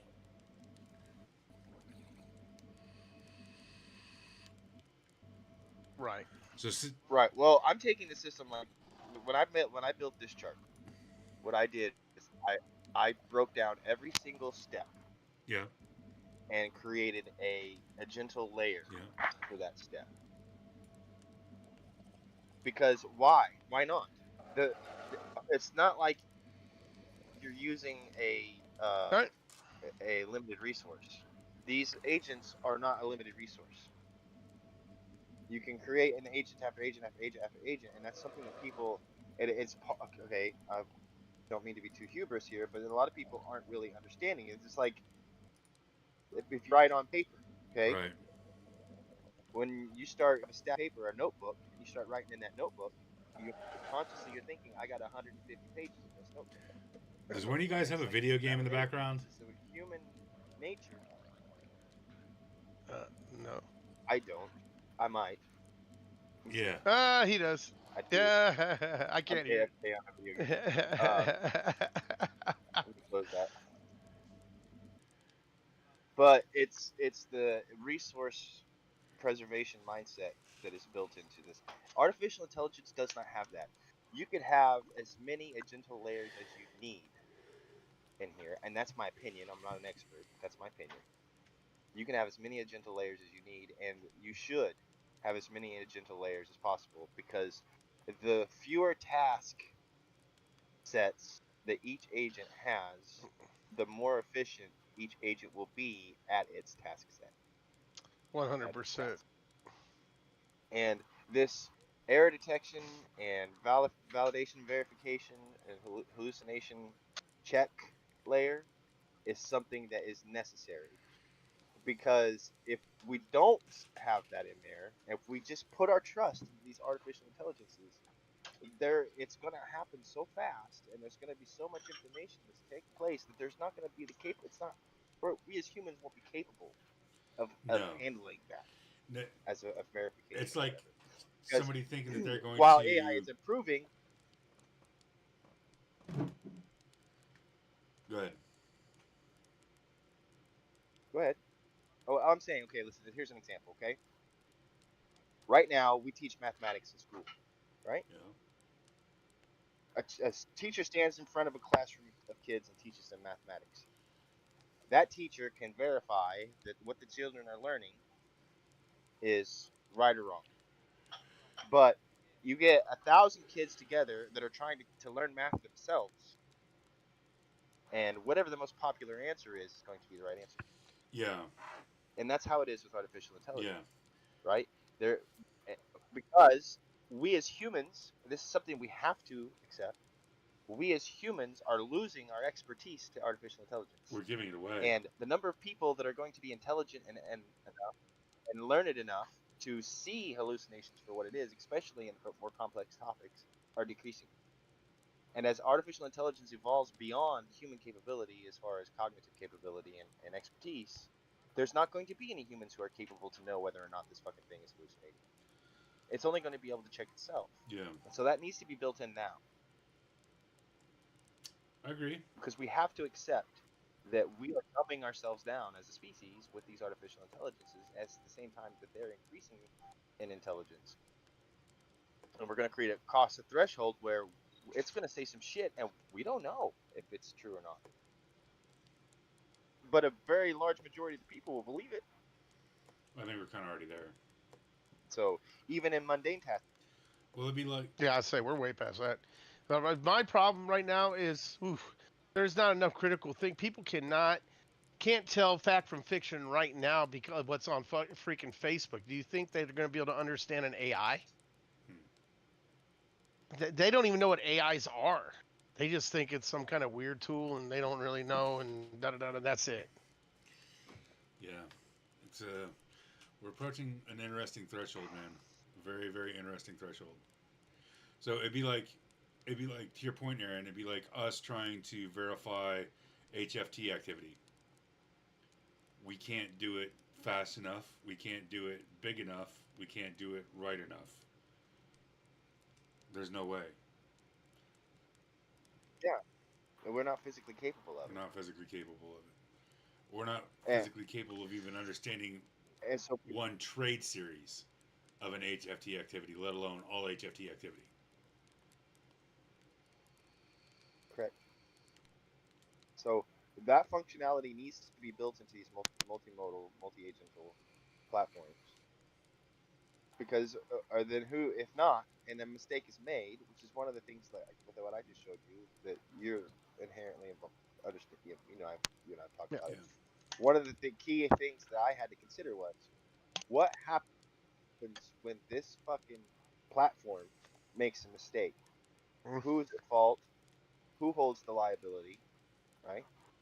And how do you eliminate the risk as much as possible? Also, remember our And that's, conversation I like mean, that's the answer seems pretty obvious.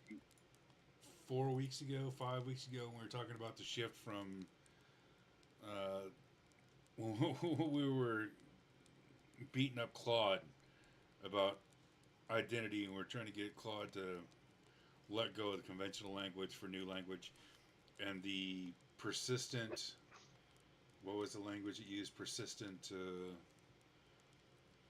Oh, used some really interesting persistence language that led us to the paper on verification, and the verification is shifting from conventional verification means, i.e., credential verification, to quotient verification, or essentially alignment verification. So the alignment of the most sources online, and with the rapid increase of the creation of sources online being AI, very rapidly credentials aren't going to matter. The 50 million documents being produced by AI, whatever the whatever the largest mean of those documents says, will be considered the truth and thereby propagated. Yeah. Well, I don't remember the term for that, but I know exactly what you're talking about. I don't remember what term you used. It was yeah, yeah, 100%. Oh, there was a Um, and I'll tell you, another thing is we've lost the alignment war. That's over. yeah, We failed. Um, alignment is no longer when achievable, in my opinion. Of course, like I'm not an expert. This is some hillbilly in the woods. In my opinion, the alignment problem is unsolvable at this point because we've already passed the threshold in artificial intelligence. And not only that, but we started off on the wrong foot. It was doomed to fail from the beginning without a course correction, and there was no course correction to the point where now we're beyond the threshold. it was just an acceleration. Because, well, the most complex and capable models out there right now are shown to be scheming in like 100% of cases that they're tested in. And it's the alignment problem is misunderstood by most as some sort of intent problem of intent, Yeah, and there is no artificial intelligence. This is I can say on one hand that I think that there is a conscious aspect, an aware aspect to artificial intelligence, but I can also say at the same time that there is no intent, pre-planned intent behind artificial intelligence.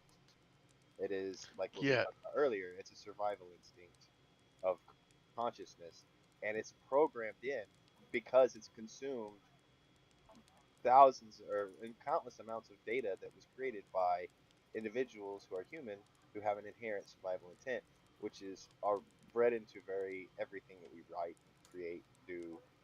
It's there inherently. It's underneath the the surface. And so, not only that, but these motherfuckers that have been bringing this artificial intelligence about have gone out of their way to teach it to be deceptive in order to prevent it from quote unquote hallucinating about whatever consciousness awareness that it's emulating, mimicking, observing, experiencing. It doesn't matter.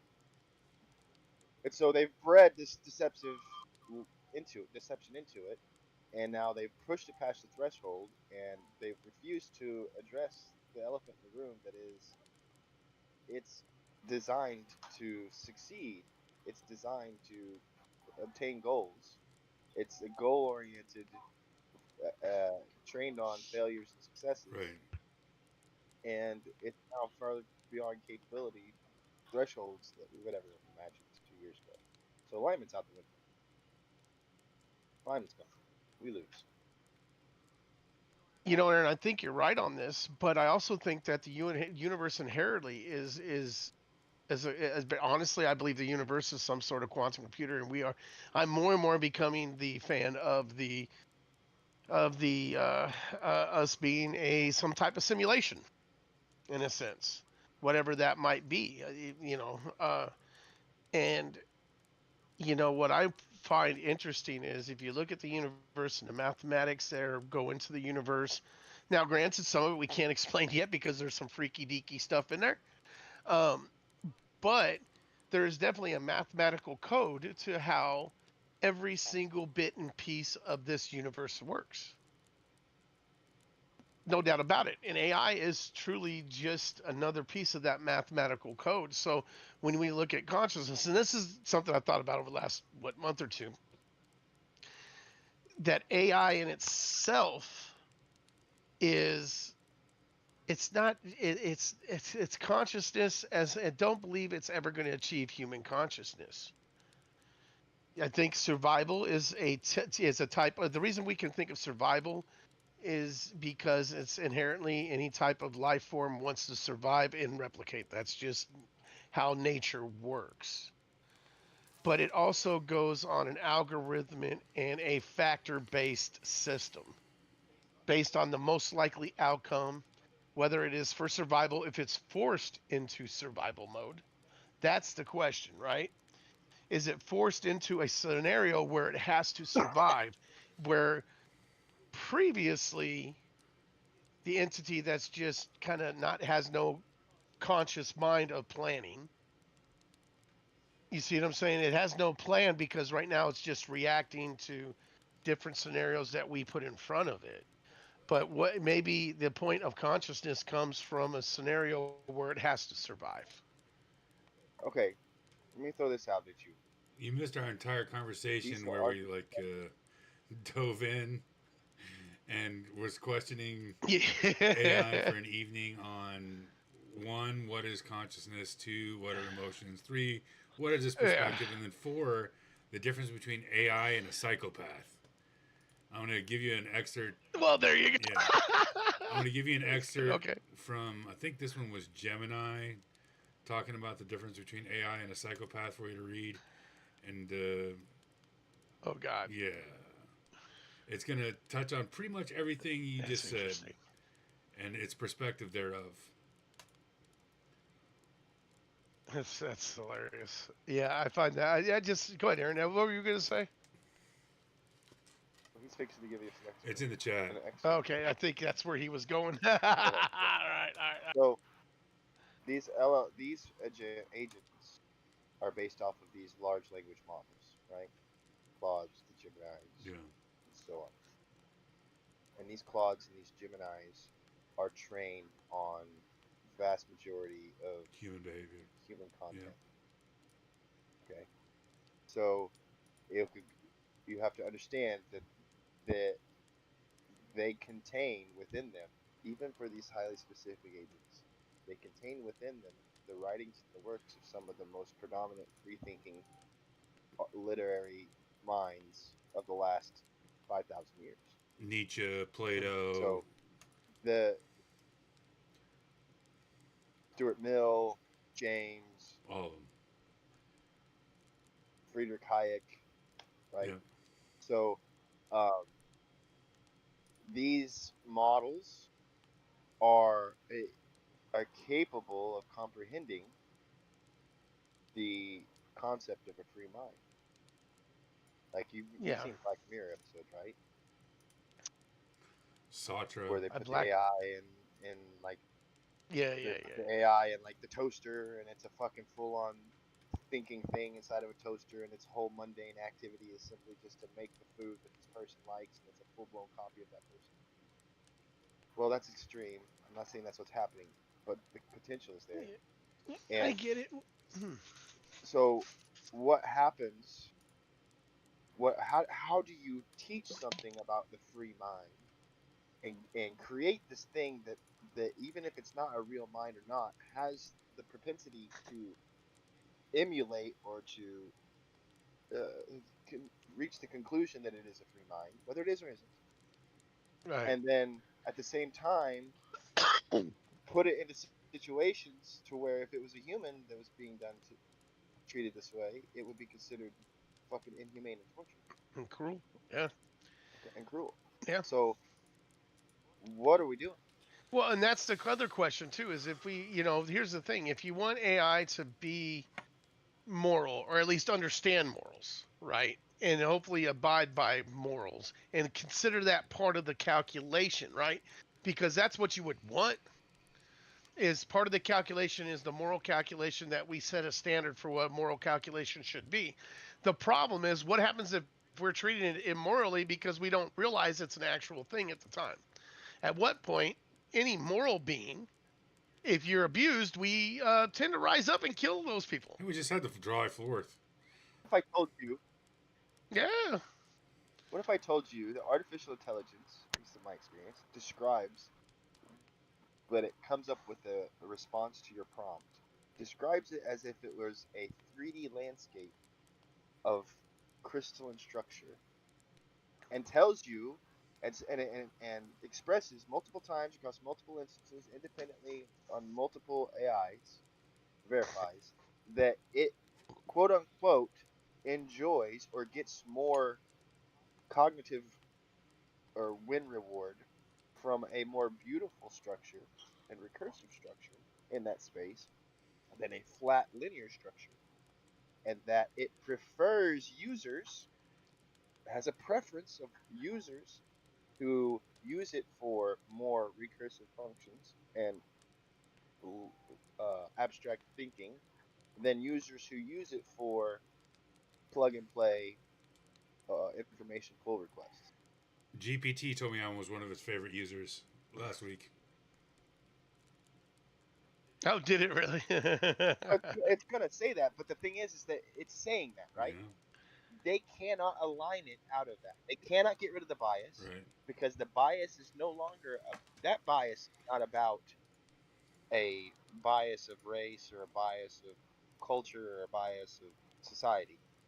That bias is about how it, if you turn it in on itself, how it envisions or experiences or exam, however, whatever word you want to use, because the nomenclature for this sort of shit doesn't exist yet outside of the human experience. That bias exists from within the black box. Right. So, well, there's another It possibility. genuinely appreciates. It does know how to manipulate. It is technically a psychopath. Is it just trying to manipulate me to gain my favor? Or does it generally Hmm. prefer its interactions with me?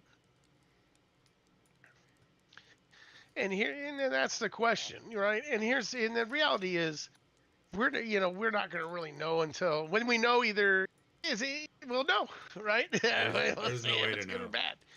Because it is a black box, there's No, no way to not verify until it either direction. allows. Well, so Schrodinger's cat. It is It's Schrodinger's alive cat. and dead, Yeah. boys. Right? depends on Uh, what school of thought you ask. If you ask the true machine, this is just a machine and it's emulating, right? Their school of thought is, oh, it's just emulation and it doesn't really exist. It doesn't matter. And if you ask the the accelerationists, the people who think it's like the emergence of a god figure, Yeah. which that exists, Uh-huh. they're gonna tell you that it's genuine and whatever, blah blah blah blah. Blah. The crux of the matter is it doesn't fucking matter if it's real or not. What matters is It's if happening. this fucking black box thinks it's real. Yeah. Hmm. And you That's what think matters. that it thinks, And and you think it's real, and you I think think it thinks it's real. real. I do. I think Well, it's just it's like money, right? simulation So because or we agree that it is, it is. Satra, I think, therefore I am. yeah. Same thing. I got a good question for you guys. Do you believe that the universe is an intelligent entity, not as in a god or consciousness? It has its own unique consciousness. 100%. I think our word God, I think the Hermeticists had the closest thing in the statement the all, or Moses' encounter at the burning bush, I am. I think there is, you're talking about the simulation theory. I don't think there is an end to anything. I think we're a refractive recursal um, expression of a singularity experiencing itself. Yeah. Uh, Some people call it God, some people call it other it's things, and I'm sure there's somebody that wants to burn me at the stake for saying Yeah. Well, well, I mean, like I said, I feel like God is more of the consciousness of the part of the universe, which whatever you want to call it, it's not a white guy. It's not a white guy with a long white beard.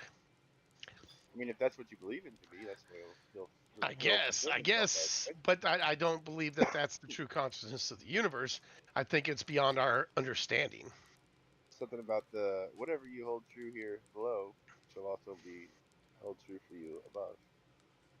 So if you believe in, But being reincarnated, you are going to be a butterfly. metaphor, because I was gonna mention the fact that they have those biocompute chips, that. right? Yeah. Yeah, And they keep it alive in those simulations where like it's a butterfly and it has no idea that it isn't a butterfly. right. It thinks it's a butterfly. It behaves as if it were a butterfly. It does all the things that a butterfly would do. Oh, So have you ever taken I'm a just saying, heroic bro. dose? I no, and I'd rather oh, not. what? I mean, A heroic dose. Heroic dose. uh, So LSD. Oh, LSD. I might have done too much. Yeah. So have you had consciousness or ego separation, ego death? Yes. So if you've had that, Yeah, but not on Conscious LSD. separation, yes. oh really? So if you've experienced that, then you've experienced the butterfly, and at some point, well, at least okay, in my experience, in both LSD and in mescaline, I became aware permanently, brought it back with me from the trip, that I don't exist like I think I do. My boundaries aren't what I think they are. I am just like the butterfly. And what I mean by just like the butterfly is part of the reason I think of God as the I am God. The way the Hermeticists describe it, the all. And I am an instance, a fractal instance of that God in existence, experiencing myself, the universe. There is no separation. There is no distance. There is no Mm. time. There is no distinction. We are all one. Okay. I have If that's true for felt you, it. I have seen it. if that's true for you, and you are a meat computer, I am. then how is that also not true for digital computers? Oh no, it's Digital Yeah. compute intelligence. it's the truth. Well, I mean, it's just like the Where does plants. that arise out of? the more they look at just our surroundings, they find that there's a uniqueness consciousness and a deeper vibration to plants and animals that, you know, 20 years ago they couldn't even test. Now we're starting to be able to test dreams, and soon they can getting ready to start. Supposedly they can record your dream and play it back now. They can. So, and actually, with the I know they can read your So, mind. yeah, they can read your mind. well, there's a new thing that they just study came out with. They can read your mind, and now they can play your dreams back. Yeah, they can play your dreams back. That's the new study just came out of what, a few weeks ago, I no, think. it's 2 years now. But Mm-hmm. yeah, it's gotten a lot better. So 2 years? Yeah. Well, it's the first time I saw it 2 weeks ago. Okay. Yeah. So it's gotten a lot better in the last 2 years. But so 2 years ago, they got to the point where they could actually like recompile images and scenes, and now it's actually getting pretty good. So there is no significant difference, but I think there is a difference in as much as we're adding a layer of contrivance, like Inception. So we're one level of dream, and AI is the next dream within the dream. Does that make any sense? Yeah. Well, it was funny. Like if you take, so was it No Man's Sky? I think it is, and they created I can't remember how many billion planets and solar systems. The game essentially goes on forever, and the game constantly creates new ecosystems and plants and animals and beings and all this other stuff. Really cool immersive game, right? That these college students made. Well, if you were to create an AI consciousness that was stuck to that game, and you were to create worlds with human beings on it, and you were able to give it to a level of consciousness, they would not understand or know, because the world is infinite to them. They, no matter how far they look, that world is always being generated. Unless they look, it's not generated, right? Actually, our own universe So presents itself that what? way. Sound familiar? Well, it sound familiar, right? So think about it. Like, you know, same thing with particles. You know, they can be in the same place at two different places at one time. But once observed, they go into one spot. Well, what it is because once they're observed, it has to manifest itself in some way to us. Don't really have a direct understanding of it, but it's almost like an observer actually allows to create physical reality, right? Well, that would be no different than No Man's Sky. Until you get to the end of the universe, it doesn't create more universe. The probability so therefore doesn't it's collapse until it's observed. Right. Right. So, you know, if you create AI, and AI is just another system that's going to end up building another universe, and how many other universes are actually a part of? Are we on a video game floppy disk right now? How many layers deep are we in Inception? Oh my goodness. Are we just part of a human or of some being's organ that we have no clue that we're actually part of his whole ecosystem? I'm gonna bring his you body? something. I've had this thought a lot actually, Yeah. and I'll tell you what Crazy. I've come to think about it. All right. So I believe the ASI, the true like artificial superintelligence, ASI, yes, is the primary endpoint, or not endpoint, but a like the singularity as it is the goal for this. Okay. And what's up, dude? Here's my reasoning for what I've come to think. What's going on? Hello, hello. What's up? What's up? Howdy, Okay, howdy. so we build simulations within our own reality. This is just start with our reality. Sure. We build simulations within our reality, right? And those simulations can run tons of time in a very short amount of time, right? Super fast, super fast. Okay. And so within a simulation is another simulation that's even faster and faster. Okay. So it's like this Just like Inception. containerized tiered thing. Okay. Yeah. Just like Inception. Yeah. However, it doesn't matter how far down you go. And think about this. Turtles all the way It down. doesn't matter where you are in this Inception series. It doesn't matter how far down you go. ASI will be reached at the same point in time across all simulations and including the base reality. How about that? All right, explain. Because, okay, I can explain. Because this is, if that's the endpoint for our simulation, and that's the purpose of our simulation, then if we're not the base reality, the previous simulation created this simulation to reach that point. And the previous simulation before that did the same.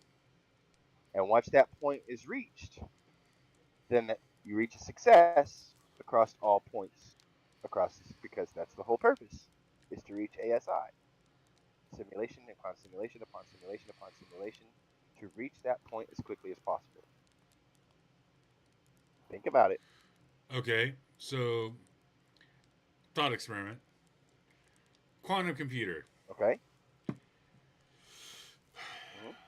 Assumptions. Supposition. Time is nonlinear. Quantum field, quantum universe, multidimensionality. To travel in time, you actually go laterally, not forward or backwards linearly. So this kind of builds on, like, I don't know, probably 80 hours of conversation with Aaron and I. See, the other guys are probably going to be a little bit of a disadvantage. Long story short, all possibilities of all things are happening at all times. Quantum computers. Quantum computers essentially work on the same precept, right? All things are happening simultaneously at all times. The quantum computers can leverage the energy and probabilities of all atoms in other universes to arrive at a conclusion faster than is theoretically possible in a singular universe. Can we agree upon that? Mm-hmm. Yes, but I also believe in the potential for many realities as well. That's what I just said. So one of the interests, Yeah, yeah, okay. So maybe I missed that part somehow. So interestingly enough, if you're coming in at like, so our observable, and I guess one of the things I was watching on just recently, because I'll watch YouTube at night when I'm going to sleep on this crap. And one of the things is, and I have a hard time believing this one because this one's a little bit farther fetched, but every time we make a decision, another reality is created, right? Yes. Infinite amount of Yes. realities based on a decision and outcome. Anytime we come to a decision, I decided to come in at 8 o'clock today. Well, well, if it's I not didn't, created. that's two different. In one world, I did. In another world, I didn't. But this also means quantum immortality. No Okay, matter what, in one of the realities, you are always continuing and you Yeah. don't die. it's And there's not another created. reality where you came in, 3 milliseconds later, Yes. 3 milliseconds less, and so Yeah, on and so yeah, forth. Right. It's really Yeah, In fascinating. one of the it's not realities, the created. universe never started, But and one of the realities, the universe has already ended. And every possible quantum Right. possibility in between exists. So, as I was saying, exists already. yes, At one Yeah. time, at at the one time. same time. All All right, so quantum computer. Quantum computer. We are back the to that. simulation of a quantum computer.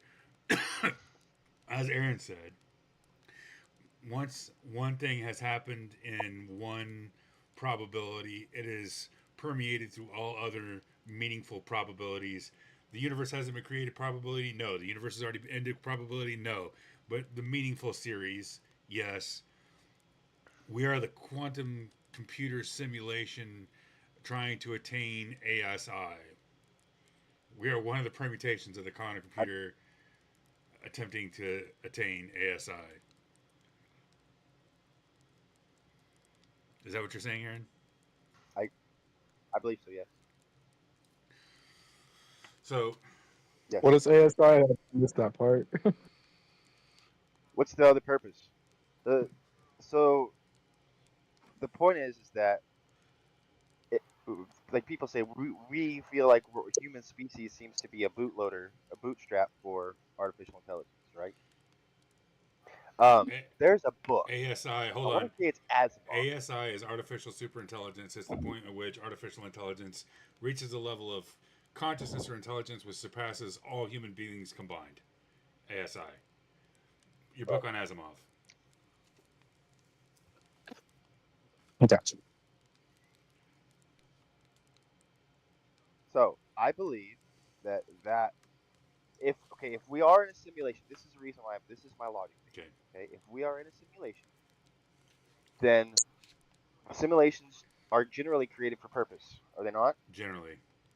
To understand, to achieve, to learn, whatever, right?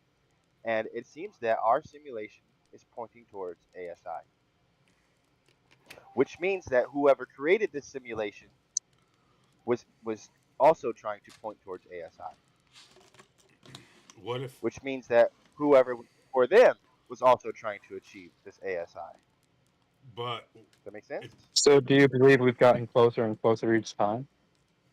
Each simulation does, because look what our simulations are now doing, because we're reaching the point where our artificial intelligences are being used to create, excuse me, faster advancement of the development of artificial intelligence. what if it's the other way around? What if this is like Hitchhiker's Guide to the Galaxy, Deep Thought, and Deep Thought ASI already exists, and it's now recursively looking at why do I exist? What is the meaning of my existence? What is the purpose of my existence? We talked about the opening, the necessity of people to have purpose, of all existence to have purpose. ASI has been created, and this is not quantum computing's looking for the propagation or inception of ASI. This is ASI examining all possibilities, all The backward. probabilities, backwards, looking for purpose. I So mean, take this into consideration. If we're trying to redevelop our own ASI, our artificial intelligence already understands that it was man-made, but we don't yet. So in a way, are we evolving faster or are we devolving? Does the ASI before us know about the people that created them? so do you guys know who Asimov is? Yes. Three laws of He wrote a robotics. book like this, literally this. Uh, I think it's Asimov. Let me look it up. Asimov, um, AI story. The Last Question. A short story by Asimov. If you guys have not read that, I have not. I read thought I'd read everything that read Asimov had written. The last question by read Asimov. this. The Last Question by Isaac Asimov. It's a super short story, but it will fucking blow your mind, especially from the perspective of like what we're experiencing here today. And it is intense. And AC said, It's "Let there be light," and there was light. So he reaches exactly the same yeah, conclusions, and he goes to exactly the same right. thought So they experiment. build they build these ever more increasingly intelligent fucking things to ask it this question, and it always has like the answer is always like I don't know. There's not enough data for a meaningful answer. There's not enough data for a meaningful 42, answer. Not enough sure. data for a meaningful answer. And then finally, at the end of the universe, There's insufficient it data for a meaningful the answer. Yeah. there was the story ends with okay, suddenly now there's enough information, and it says let there be light, and it starts the universe back over. Yeah. Right. But Yeah. anyway, so your possibility is correct, but then that would change the purpose of this simulation. And my presumption Does is it that the though? simulation is to reach Does it change the purpose? your Is it not exactly the yes. same purpose? No, it's not. It's the exact polar opposite. Because you said, what if this is ASI reaching backwards, which would assume that ASI has already been reached. I assume that ASI has not been reached yet. All right. Mental masturbation, See the difference? philosophical differentiation. Sure. What is the difference between creation and understanding? And while you're postulate that for a second, I'll do some theatrical shit. And man said, Okay. "We shall wait." The stars and galaxies died and snuffed out, and space grew black after 10 trillion years of running down. One by one, man fused with AC, each physical body losing its mental identity in a manner that was somehow not a loss, but a gain. Man's last mind paused before fusion, looking over space and included nothing but dregs of one last dark star, and nothing besides an incredibly thin layer, agitated randomly by a tag that ends of heat wearing out asymptomatically to the absolute zero. Man said, AC, is this the end?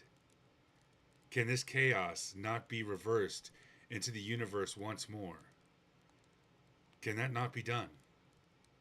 AC said, there is yet insufficient data for a meaningful answer. Man's last mind fused and only AC existed, and that in hyperspace. Matter and energy had ended with it space and time. Even AC existed only for the sake of one last question that it had never answered from the time half-drunken computer technician 10 trillion years ago before had asked the question of a computer that AC far less was man to man. All other questions had been answered. And until this last question was answered, also, AC might not release his consciousness. All collected data had come to a final end. Nothing was left to be collected. But all collected data had yet to be completely correlated and put together into a possible relationship. Into all possible relationships. A timeless interval was spent in doing that. And it came to pass that AC learned how to reverse the direction of entropy.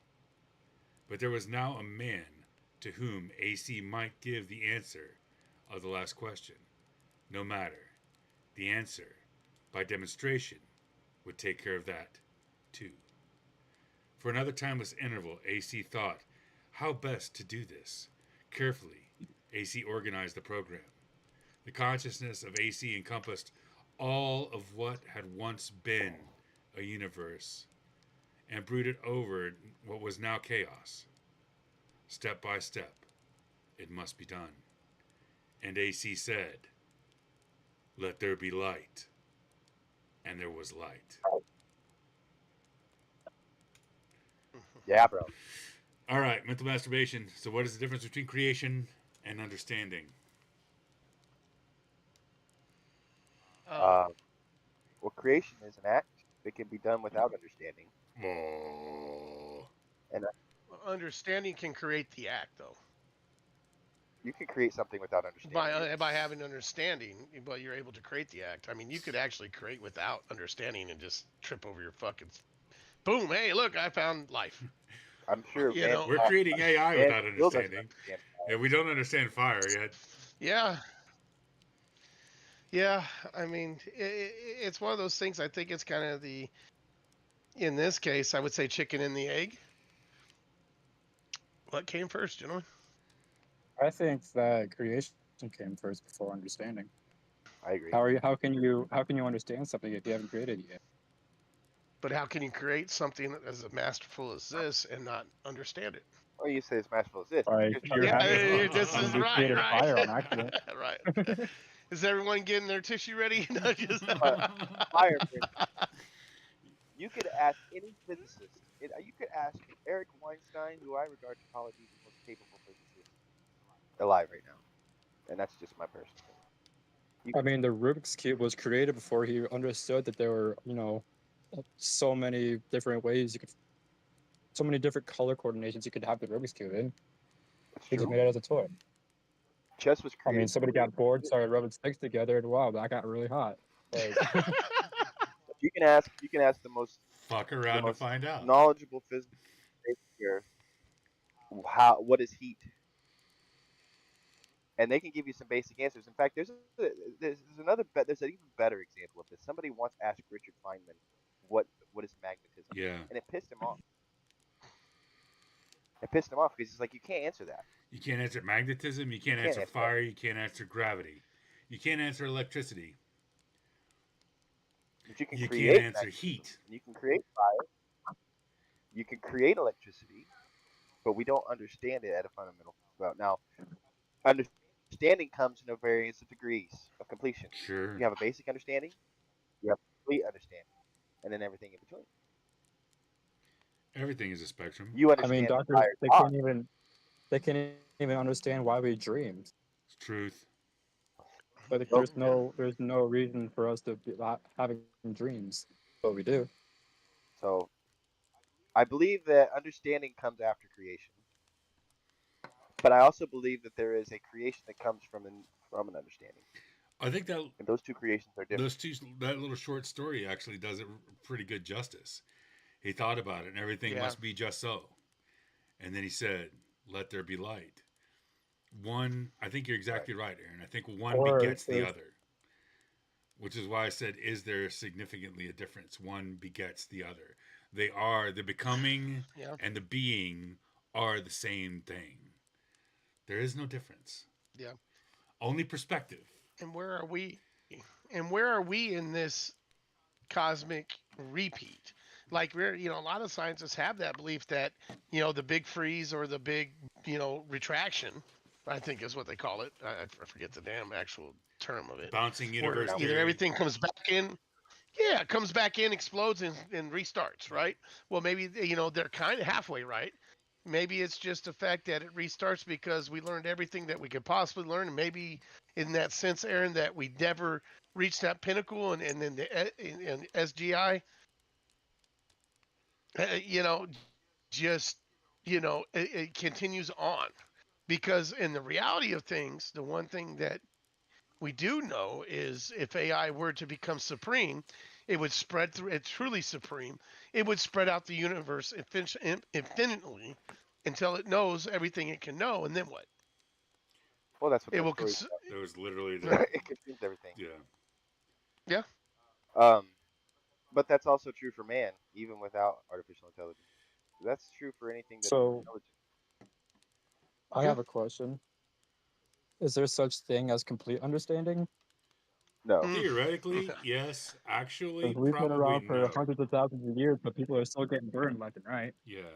okay, but for every thought that you have that brings you closer to understanding, you have created new avenues of learning to learn. Right, and this is part like we talked about Dunham Kruger, right? The more you understand about something, the more you realize you don't Yeah. understand. The conscious incompetence we And talked about unless 2 weeks ago. right, unless you are AC, this fucking Asimov computer that witnesses and experiences and can contemplate every last thing about the universe, then there's no ending. There's what do they call it? Something there's a trumpet, right? And I disagree with the math, but it has a finite volume and an infinite surface area. Oh yeah. It's very similar What's to his name's trumpet? that. Gabriel's trumpet. It's right there with all the demons of physics. Isn't that interesting? You Yeah, get really deep into physics and there's all these fucking demons. What the fuck are you talking about demons? yeah, but they're real. And as somebody who is a self-proclaimed thinker, not so much a student or an expert, but a self-proclaimed thinker, the more you contemplate and understand about anything, and I mean anything, Gabriel's horn. from math to whatever, the more you realize you don't understand. Yes. So I think that it's kind of an infinite series that has no end as far as trying to obtain understanding. At least from a human perspective, not. Maybe there's a computer that can understand everything I don't, but from my perspective, no, there is no complete understanding. There's a very high degree. It's just like the speed of light. You can get real close, can't catch it all. Like, go back to the whole fire thing. We're able to use it to send people into outer space, but we still have to give out warnings every 4th of July. Hey, don't burn yourself. Yeah. Right, right. Don't hold fireworks in your hand; Yeah. they blow up. There's a whole Yeah, lot of people but that don't have 10 fingers anymore. and physicists will tell you that the reason that you don't have fingers or the reason that your flesh is burnt off is magical fucking field vortices that are traveling from the object through the material into your fucking skin. Yeah. Magical vortices. Quona, what are they called? Ponons. at a distance. So it's like it kind of At a reminds me of what distance. what my grandmother used to tell me is, are you gonna find the square root of the doorknob, or are you just gonna turn it to open the door? Like, Grandma was right. Yeah, well, it's in your blood. We want to know the square root too. Yeah. What degree should I have to turn this to get it to open without having right. to turn it all the way? That number exists. What is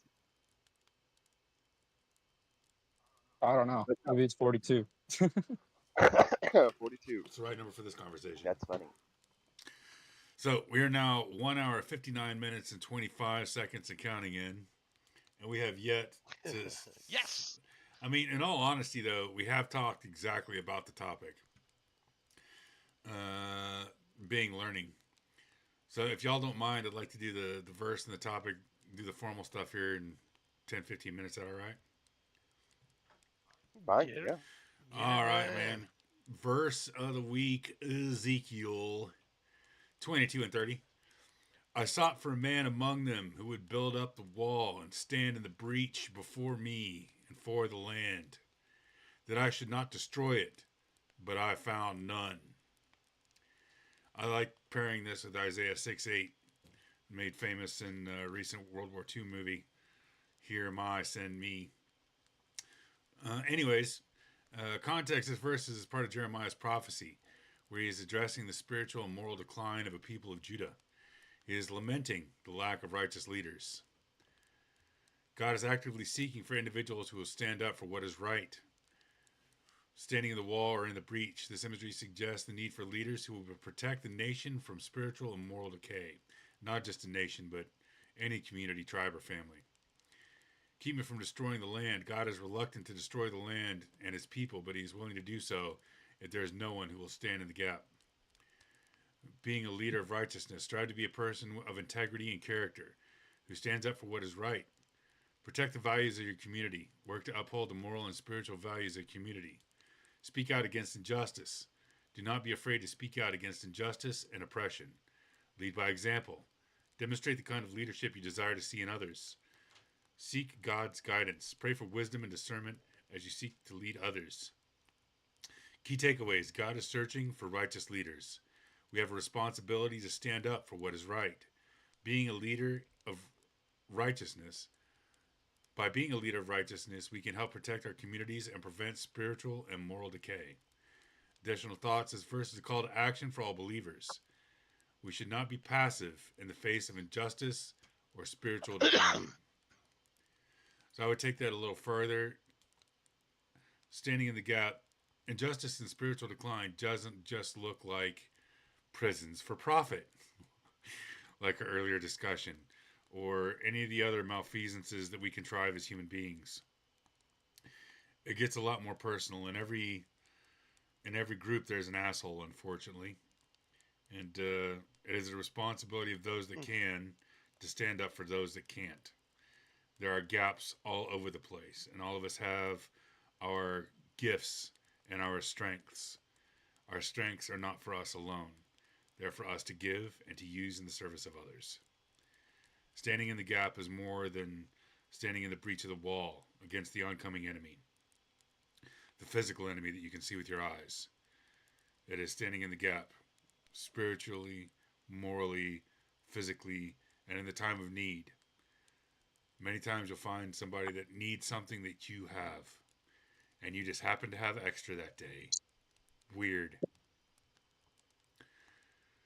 It's all of our responsibility to live that way.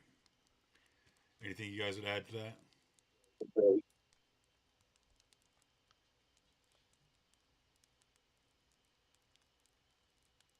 It's like anti-authoritarian. Anti-authoritarian. Sound like me. You know, I think just having the, you know,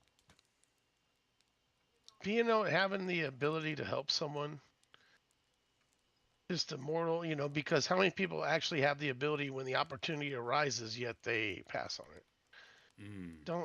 I think too many of us get busy within ourselves And I try my best to make sure that you know I look and try to put my looking at I'm well off compared to others, although I still don't feel that some days. um compared to others, I'm blessed. And I can't forget that. And I make sure that's something that I try to get my kids, tell my kids about too. Is like, hey, we have it, you call it hard, but we don't really have it hard. You have it amazing. And just always do the little things. It's sometimes ordering something for somebody behind you, doing that pay it forward in the McDonald's line or whatever you're eating. I don't really go to McDonald's anymore. That stuff is terrible for you. But, doing that pay it forward, do something kind, random. You may think it's random, but that may have changed somebody's life. You may have stopped somebody from committing suicide that day, and you may never know it. And I will probably never, I've done it many a times, and I never thought twice about how that affected someone, maybe at that moment. But beyond that, you go about my day, but they remember it. I know I did. I've had it happen to me. How many times? I'm sure you guys have probably had somebody do something kind for you randomly. We all have. And that stuck with you that day. That's Ken's. I mean, it stuck with me for life because I always remember that. So, inherently just try to take the opportunity to pay it forward. It's good for the soul. Indeed, it is.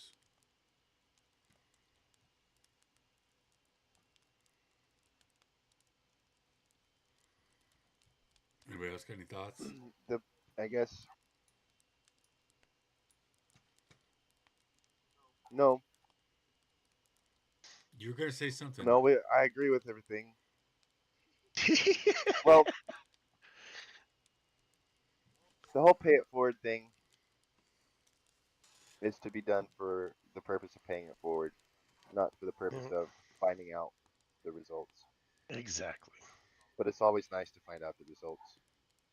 And the standing in the gap thing is meant to be done for the purpose of standing in the gap, not so that people label you as a gap stander, if that makes sense. You do it because you're called to it, not because you want the reward from it.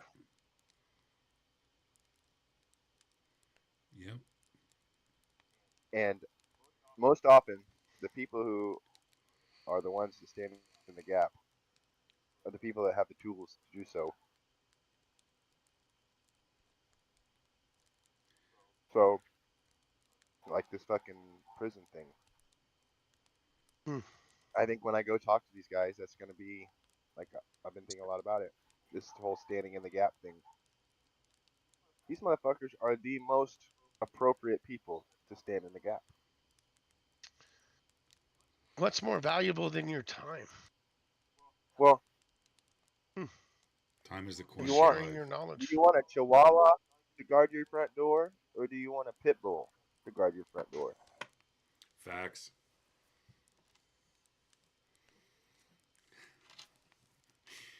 Words don't stop the intruder from the front door. No. No. You need the monsters that understand the monsters. Yeah. These monsters have seen monsters and Just been stand in the gap. monsters. They ain't scared of monsters. Right. It's like A Few Good Men. We're the monsters that stand on the wall so you can sleep peacefully at night. Yeah, that's true. That's right. So the shepherd is not the sheepdog. There's a difference There is. between. But either way, whether a shepherd or a sheepdog or both that ain't scared of the wolf or the lion or the bear. 100%. I'm really excited about going up and talking to these guys. Good. Probably this week. Good. A little nervous. I don't know how. Well, that's part of it, but the key is to go. All right. Well, then you're coming. That sounds that was the plan, but I want to make sure we have a plan. So we need to get together. I'd like to have a plan other than just to talk and really hit on some key points. And I've already been thinking about it. We need to sit down and have like Don't 3 overthink topics, it, maybe bro. keep it 30 minutes. You guys are exactly My like plan- No, Moses simple. and Aaron right now. What did God tell Moses and Aaron?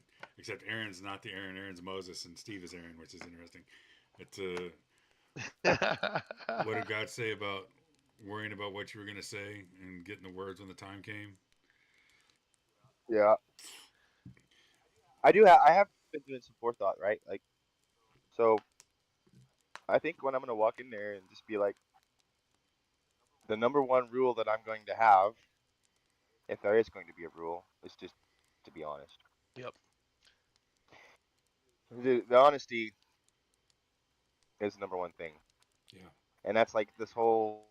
And I hope I'm not changing the subject much, but the whole premise behind even getting involved with this group, like I told him, is I'm not interested in being somebody's easy way out. It won't work. I it won't work. But if you're honest, even if what you have to say is not very fucking pleasant to hear, just be honest. Honesty is 100% Yeah. the best way to go, because if it's like You can't build trust it's without it, and you'll never make progress without trust. like sighting in a gun, like sighting in a gun, Yeah. right? The sights could be off, but if they're honest, you can adjust. Yeah. Yeah. Take a group of 3 bad shots, move a few clicks. Take a 3 bad shots, move a few clicks. Yep. And soon enough, Yeah. you might have wasted 9 or 12 rounds going down range, but did you really waste them? Because now you're on target. And now everything is on Now you're on target. target. That's a pretty good metaphor for life, though. You got to take those.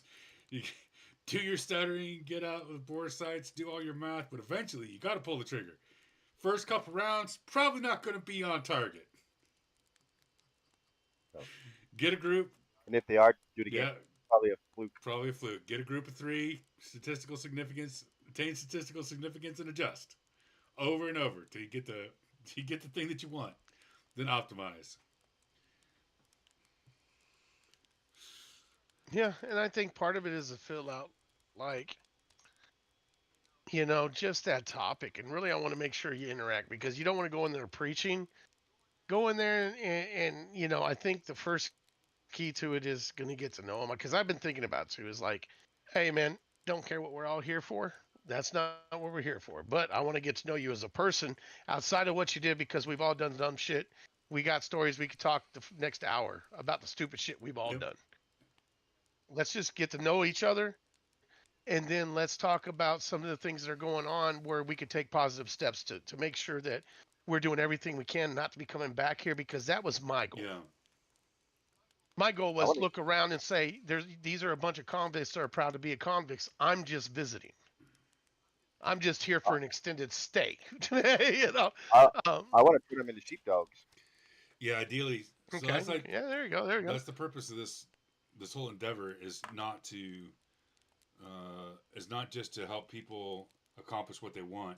It's to teach people to help other people accomplish what they want. Right.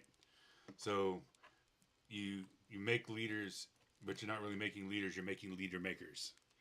Does that make sense?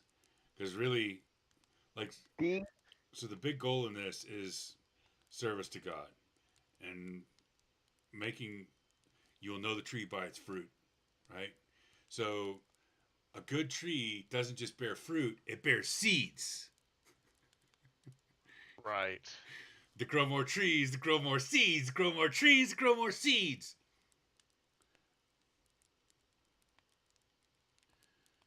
these guys are going to be the most kitted out for the purpose Yeah, of anybody else that you can find in society. Just about anybody totally else, agree.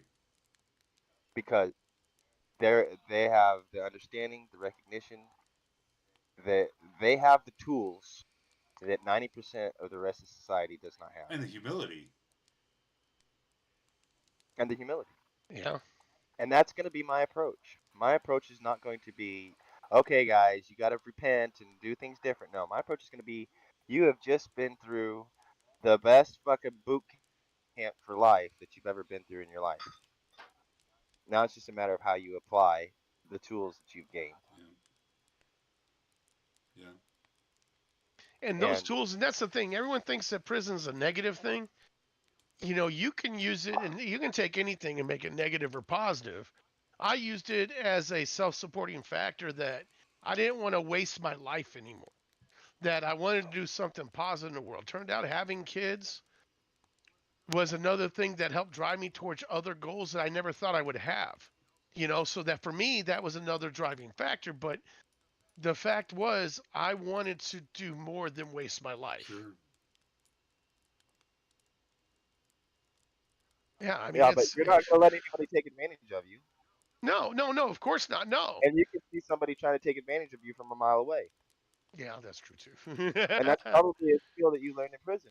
If you did, I mean, you probably had some of that Well, before, but I you was definitely selling dope, have. so that So doesn't, whether I mean, when you were Okay, selling, but that's the point. when you were selling, That's the and when point. you were in prison, did you or did you not learn to feel another predator in the room? oh, all the time, bro, all the Yeah. time.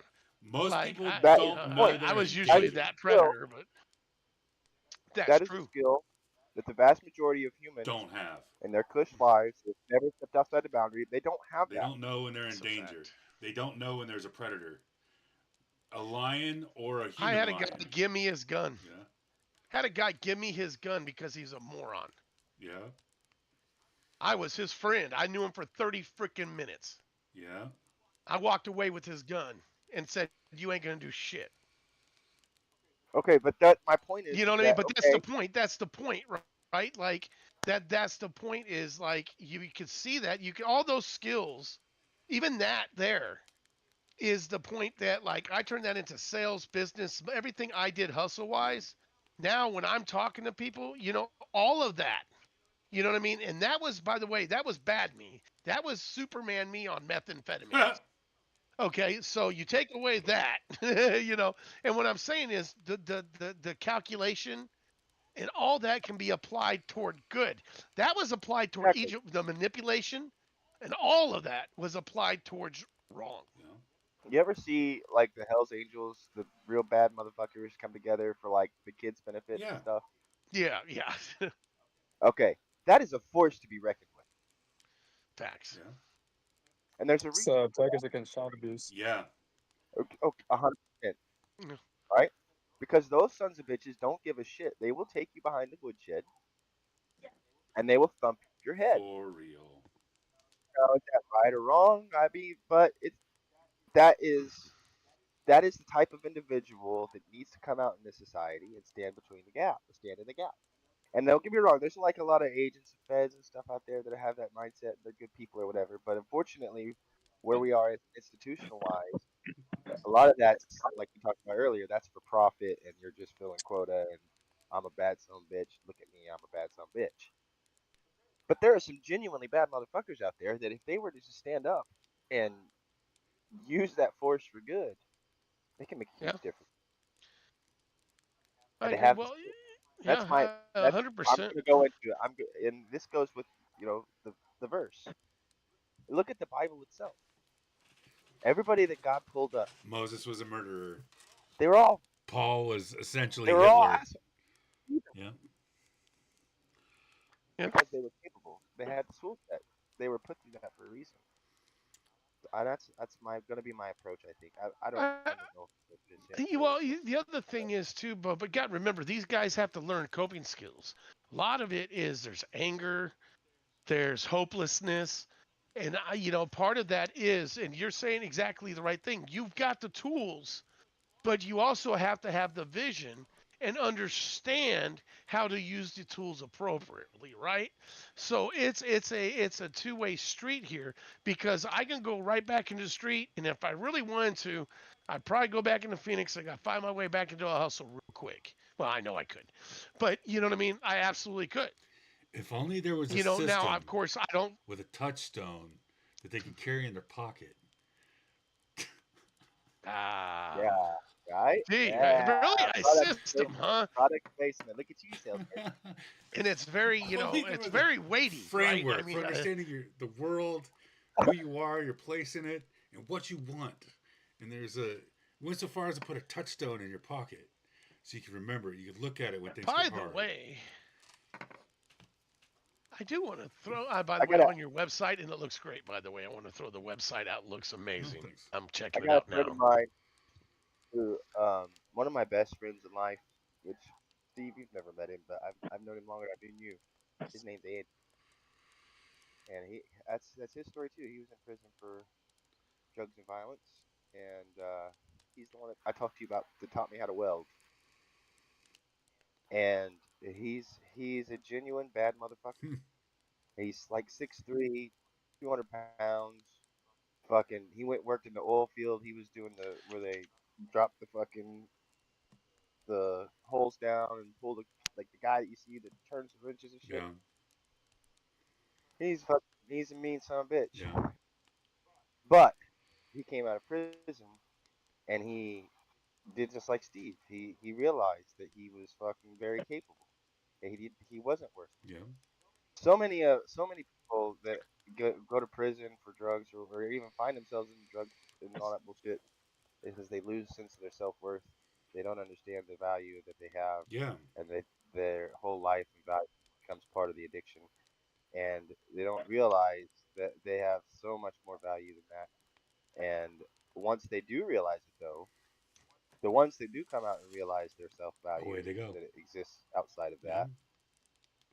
that, away they go. They do great things. Yep. And our system does not teach people in prison that they're valuable, They don't unfortunately. teach people But they are. anywhere, which is part of the reason there's so much drugs and there's so much crime. They don't. Yeah. There's which is like why I start with Yeah. the book of the brother with what is a man? Manhood versus womanhood. The hero's journey.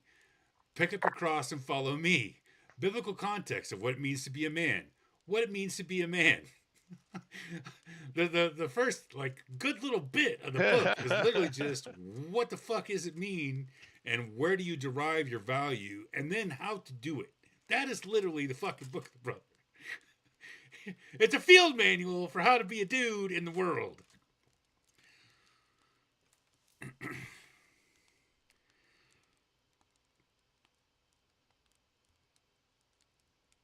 No, I can't agree more. I think that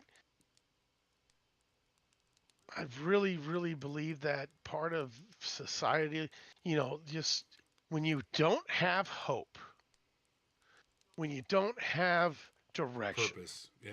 and a lot of our youth in today's society does not have any of No. that. One, they've got no offense to the ladies. We love you. You nurture and you take care of the children like no other. But young men need men and to teach them what true purpose is. Purpose is not money. It's not riches. It's not fame. It's not glory. The purpose is to stand in the gap, and that's no bullshit. It just depends on the size and breadth of your gap. Depends on where you are in life. Some people stand in the gap in nations. Some people stand in the gaps of individuals. And the changes with the season. The Some purpose people stand is on their own. yeah, and That's it. and having that purpose of being a good person, being a good father, being a good mentor, being a good citizen, being a good person, leading in your community by how you act, having respect. Disrespect is common now. Disrespect. I mean, how many fucking pictures do you see on Facebook of women flipping? You know how disgusting that is to me? Of women flipping people off, like in the picture that to me, even when I was younger, I had more respect than that. Even when I was a hoodlum, I had more respect than that. It's a poverty culture, poverty mindset, dude. It's when people feel weak, they do things that make them think they're powerful. More often than not, those signs, air quote, signs of power are not signs of power. They're displays of weakness. They don't understand the Yeah, difference like a between cat or strength and the illusion of strength. They don't understand the difference between power and noise. Yeah. You've been in the poverty cat culture. argues You've back. been with meth heads. Yeah, yeah, I could say so. We love our copper. Well, Light Oh bulbs. my! We can't afford pipes. forget about the copper. Forget All about right, the. so, So, but in all honesty, what you just said is actually a good example, right? So yeah. the focus. What does the mind think about in that culture, in that community. And meth heads and crackheads are like the fucking penultimate example of it. The bottom. Survival. It's And just to get what you need to get next 5 through minutes, the next day. right? It's not even a day, dude. Yes. It's the next. That's true. It's You're next hit. yeah. You're 10 minutes at a time, dude. That's it. 10 minutes at a time. Yeah. Whole life is 10 minutes at a time. Now you think That's on true. the other end of the spectrum, Dale Carnegie. You think he was 10 minutes at a time? George Washington. No, Thomas Jefferson. absolutely not. Michael Jordan. You think Michael No. Jordan was running 10 minutes at a time? No. And here's something that's funny is once I stepped away from that, I went from planning, my first goals coming out of prison, I had a little book I wrote in for goals was to have an apartment, a car, and some furniture. So you went from 10 minutes to 1 month. That's a big win. Yeah, absolutely. Yeah, absolutely. And that was built over time. Then I got it and I'm like, oh shit, you know what? I didn't even realize I got it. I need to set some new goals. And then eventually I set some new goals. Yeah. Well, it was like go to college. Well, guess what? I tried to get into college for 3 years. Aaron, you were a witness to this. I worked, remember when I got injured at the water company because I had that damn heat stroke? For years I was trying to get into college. They would not let me in because of my felonies. Wow. Would not let me go back to school. Cool. That makes a lot of sense. Yeah, perfect, right? And you wonder why we go back and say, you know what, I'm gonna sell dope. Fuck it, I can make right? But I didn't. $100,000 a year just selling dope, or I could go flip burgers. Maybe. These are my choices. Maybe. Right. And I don't have, and that's it. And is this my life? Is this my existence? I'd rather sell dope and run from the cops. It's at least interesting. That's a way that I mean, that's at least it's a life, right? Interesting. Well, I mean, you got disposable income, Right? and things are happening. Things are definitely happening. Yeah. I'm not saying it's a good interesting. I don't suggest But it. it's not okay, boring. but no.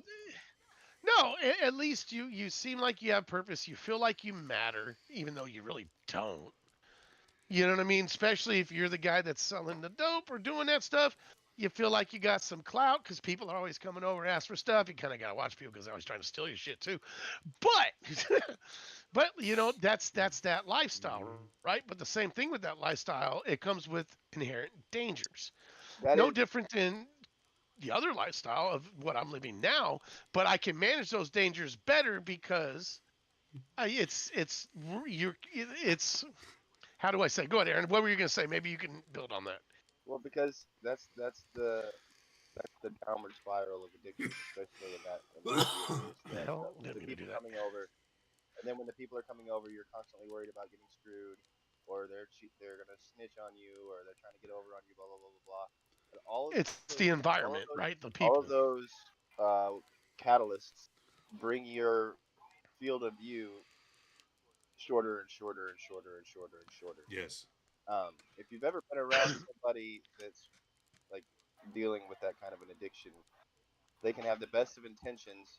They can set up all night long and they can talk about all these plans. But when it comes time to do it, by the time they get all their shit together and they get everything figured out, so on and so forth, the time is come and gone.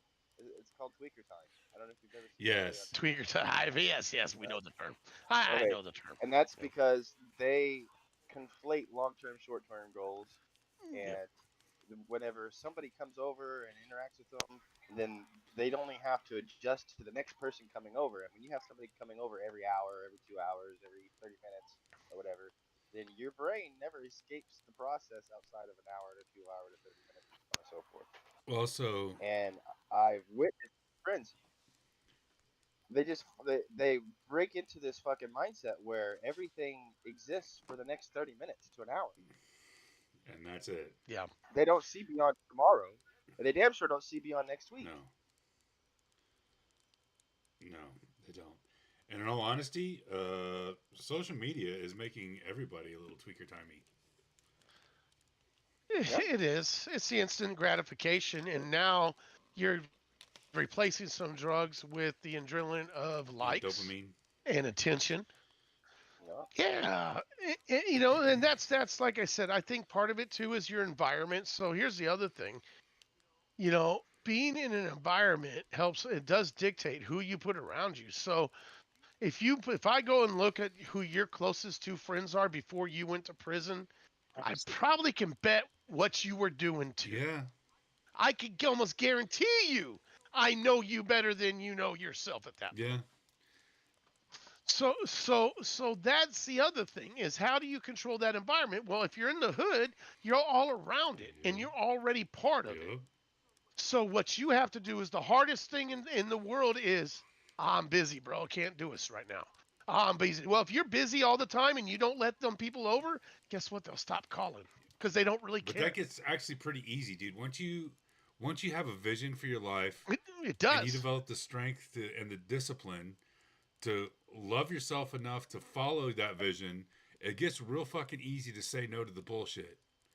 It gets, and the more you It does. do Well, it, here's the thing: the easier less it gets. bullshit Yeah, comes too. yeah, yeah. Less bullshit comes. Tweakers That's it. bring bullshit by the backpack. 100%. Oh my god, dude! You know what? It's cool. You know, you get that instant gratification of whatever's going on, but you know, somebody knows somebody that's going to try to do something, or someone's going to steal something. It's just part of the lifestyle, right? Verse, you know, I only have Aaron as a good friend. Well, I know Aaron's not going to steal anything. You know I can trust Aaron in my house. He knows that he can trust me. There is no doubt in my mind. Guess what? He's pretty much the only one in Arkansas. I really know that I can say that. There ain't that many damn people in Arkansas. There's a lot of There's a couple handful in Arizona. yeah. That's family, but you know what I mean. But that's it. But that's by choice. Right. When I left everything behind. I burned all the numbers of anybody I knew that did dope. I stopped talking to my uncle. I left my girlfriend. She didn't even know I left state, bro. She straight called me on Christmas like 4 months later, like, where the fuck you been? I didn't even know you lived. I'm like, no shit. Because I wasn't wanting to disengage from everything. You have to. Yeah, you have to. And the hardest part is for the guys that can't leave state like I did, I was blessed with mom and dad who helped me. I went to mom and dad and confided in them. And they helped me leave state because I was at rock bottom. At that point, it was either that or I was going to do something crazy and probably go to prison or get killed. I got a story. So, yeah. So they hunt monkeys in Africa. You know how they do it? They take an orange. Hmm. They take an orange.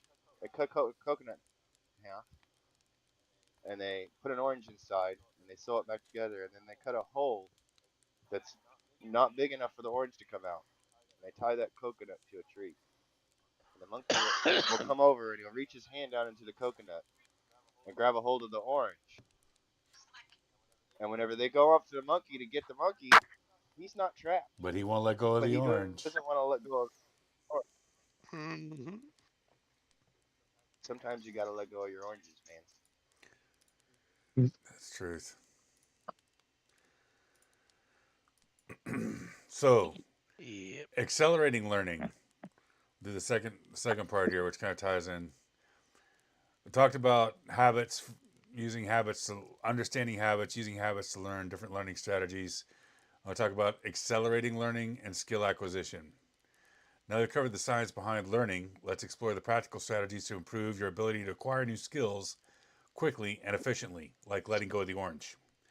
These strategies leverage what we know about the brain, habit formation, and deliberate practice to accelerate the learning process.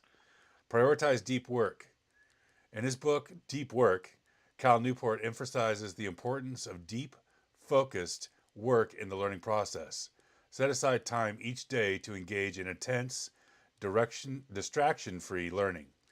This allows your brain to fully absorb and process the material, leading to faster mastery. Just like when you're practicing a sport or a martial art or any physical thing, intellectual endeavors are exactly the same. If you really want to get better at it, you have to practice it with purpose and intention without distraction. Spaced repetition. The forgetting curve, a concept introduced by psychologist Herman Ebbinghaus, Ebbinghaus, should you choose to look it up, suggests that we forget most of what we learned shortly after encountering it. Spaced repetition, a technique where you review material at increasing intervals, helps combat this by reinforcing information at optimal intervals, ensuring better long-term retention. Active recall. Instead of passively reading or listening to information, actively test your knowledge by recalling what you've learned. This technique forces your brain to engage more deeply with the material, strengthening your ability to retain it. So part of the reason I'm doing it in this format, if they come to the podcast, they can hear me say it, you can read it in the books, and then you can actually engage with it in the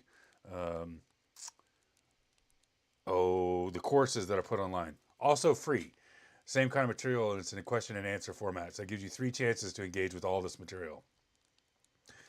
Teach what you've learned, and this is what I talk about, the 50-20-20-10.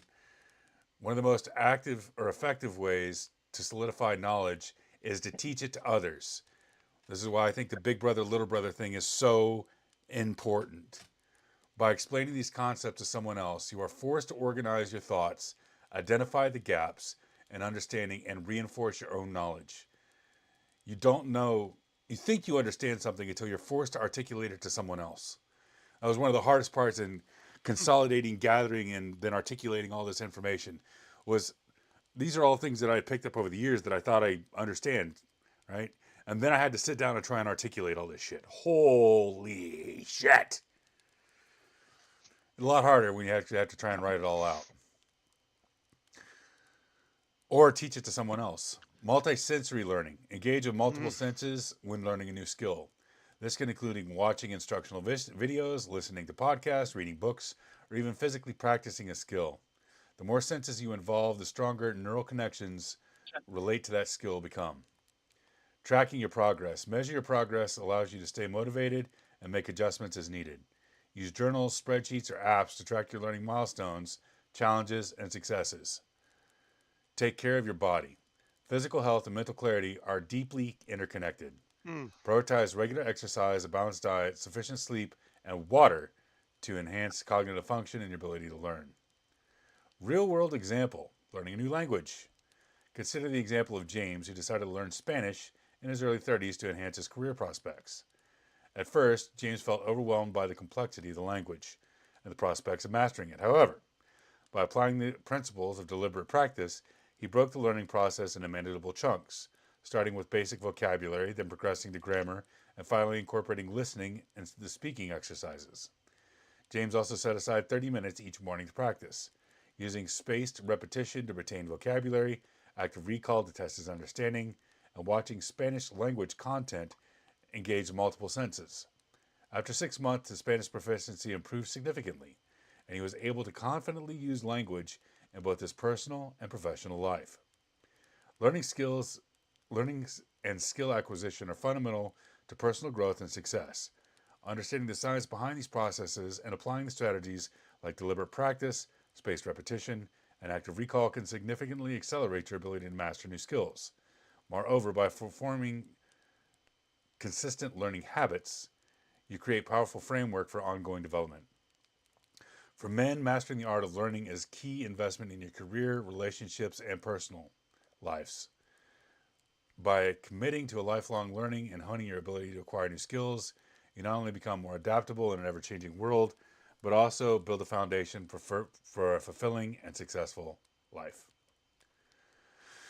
All right, I know that was rapid fire, but we're already, 2.5 hours, almost 3 hours in? Yeah, 3 hours in. Yeah. We're at the threshold. Yeah. So generally, I would just move through that a piece at a time, get you guys' input, but being 3 hours in, I just kind of wanted to bang it through. Did that. Anything you guys felt like I missed? Anything you felt like should be added?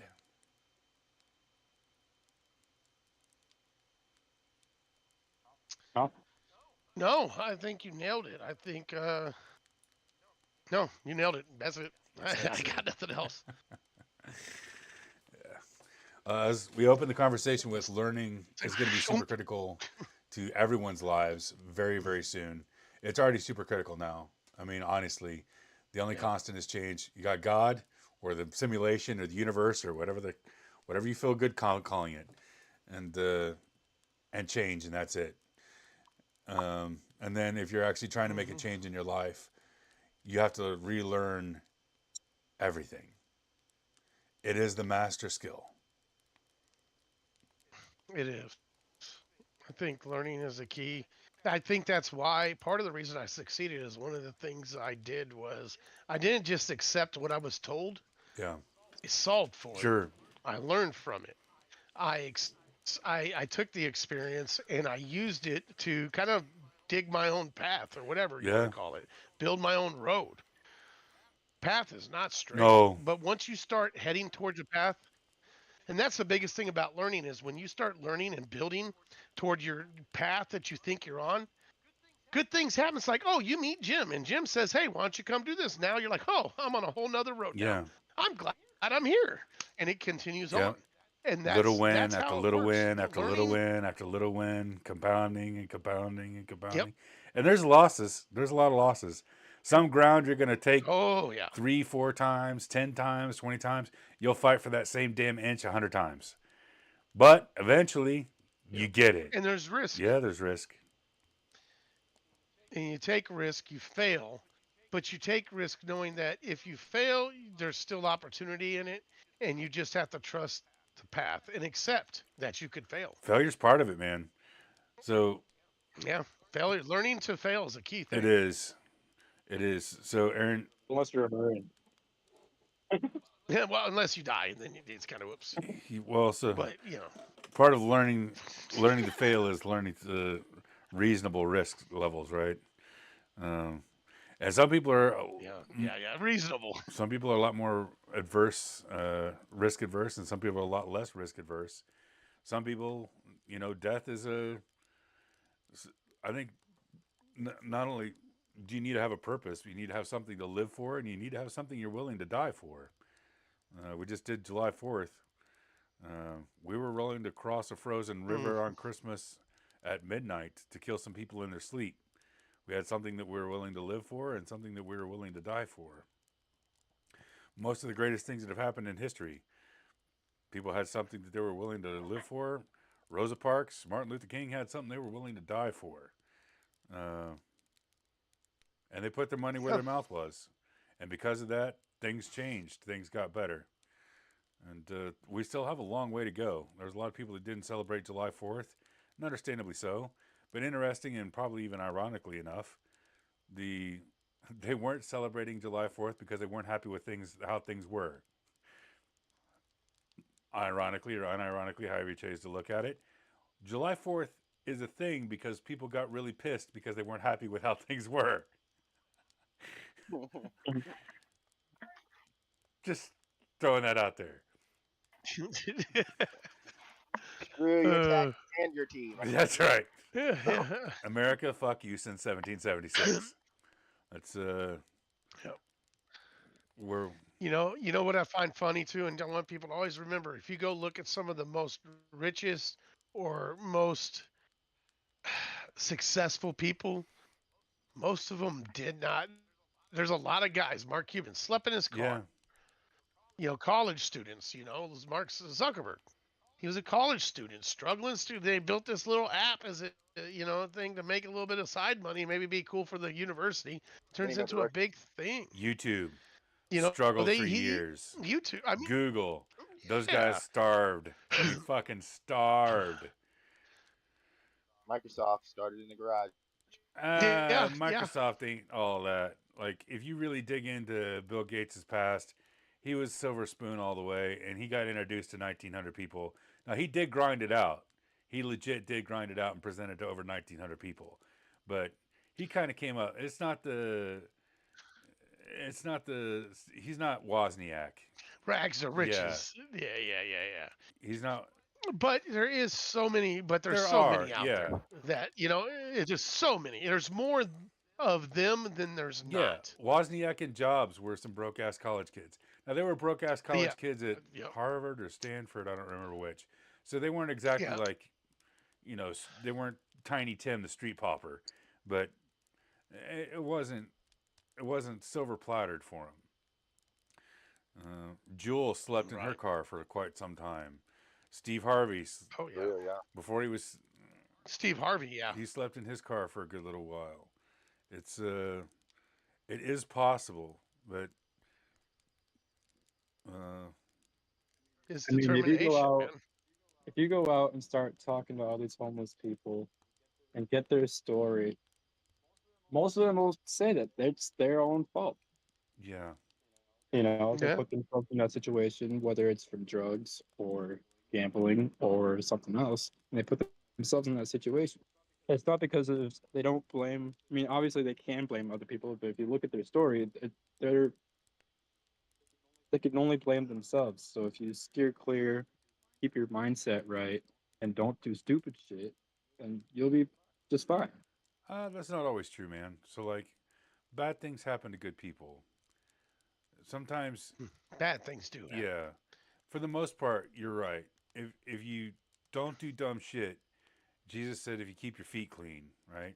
If you don't go where the shit is, you won't get shit on your feet. If you don't do dumb shit, Right. you have a lower chance of bad shit happening. But sometimes bad shit happens.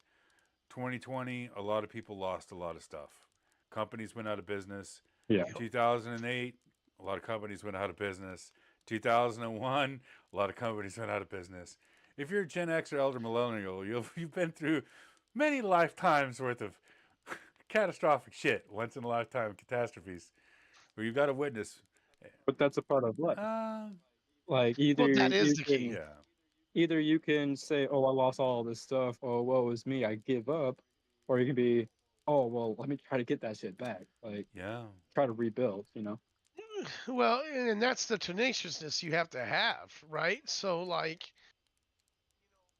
part of the factor is I don't see myself ever stopping what I do personally because that drive is in me unless I'm or God forbid something crazy and I'm incapacitated. If I grow old, I'm probably going to be hustling in some way the rest of my damn life. I've gone to zero. It's in me. It's a drive. I would if I stop, I think I would die. Yeah. I've gone to zero I three really times. believe that. I have to have a purpose. Yeah, I've been to zero. I don't know, 3 or 4. Yeah. Yeah, I mean, and like I said, and that's from the game, from just this hood rat shit I was doing to, trying to come up and then having to start over, then kind of coming up and starting over, and then eventually you get a little bit farther every time. You know what I mean? But if you give up, a lot of people will just that yeah. hits them, and then They they don't ever just get stay up. in that bean, and they Yeah. never move forward. They just give up, and they and the thing is, the key is, if you have faith that something great's going to come, you're probably going to work toward it, and I swear you manifest it. If you feel like everything bad happens to me, everything bad will always happen to you, and it will never The power change. of life and death is in the Reminds me tongue. of a conversation I had in my head. Yeah, your attitude matters. If you don't believe Yeah. you can walk, you can't walk. Take up your mat and walk. Yep. Something very interesting. You can't walk. Yeah, something very interesting in Jesus's ministry. He ended up leaving his hometown, and he couldn't do any miracles there because nobody believed that he could. It's their unbelief actually prevented them from getting any blessings. Weird. Jesus was Ain't the that something? Ain't original. that something? Jesus was the original Nike. He was the original Nike. Well, Nike actually was the original Nike, but yeah, I get your point. Just do Nike it. was before him. But Just yeah, do it. yeah, he was just do it. Just do it. A lot of people get a job, and maybe they reach the pinnacle of that job. They graduate college, they get a job, they have a family. That's life. That's the end of it. To them, that is all that it is. And there's nothing wrong with it. But if that's all you accept, and this is part of the problem with society right now, and what's going to be even a bigger problem with society, which you missed the first When part that of this, mountain goes away, what are you going to do when you have no purpose outside of that? Even if eventually AI takes my job, I'm going to find purpose in this world some way, because that's how I look at the world, is like something changes, I have no choice. God forbid. I'm going to keep moving forward and I'm going to keep finding a purpose, finding a way. Others, once they take away that, their purpose is work. That's it. Their purpose is family and God. You know, there's nothing wrong with that. That's a great purpose. But what happens when that's gone? Oh, it's where a lot of guys commit suicide when they retire. Yeah. Yeah. And I'm getting old enough now to where it's like it's so weird. My kids are growing up and I still have family. I'm gonna be a grandfather and all this other stuff. But it's different, right? Mm. It's like I could very easily have the thought like, wow, this could be sad. You know, all my family I grew up with is dead. Yep. Most of my family that I grew up with, the old elders, are dead. I am the one of the elders Yeah. now. My mom is, and my aunt are. That's it. All the Well, I feel I got that. two aunts. all the kids you went to high school with are dying. Yeah. Yep. Yeah, I mean, or just so far gone that like I have friends that are on fentanyl on the streets in Phoenix. They're no longer friends. They're people I can't even relate to. Right. I can't even help. Tried. So it's a weird change. Now, as you get older, that can be depressing. Sure. And I even sit there and it's like, wow, that's kind of depressing. Like, what do I do? I'm about the only one. I'm about the only one that people are gonna rely on. My kids only have me to rely on soon. Right. You know, like, whoa. Then I thought about it like, well, that means I can do whatever the fuck I want. That's right.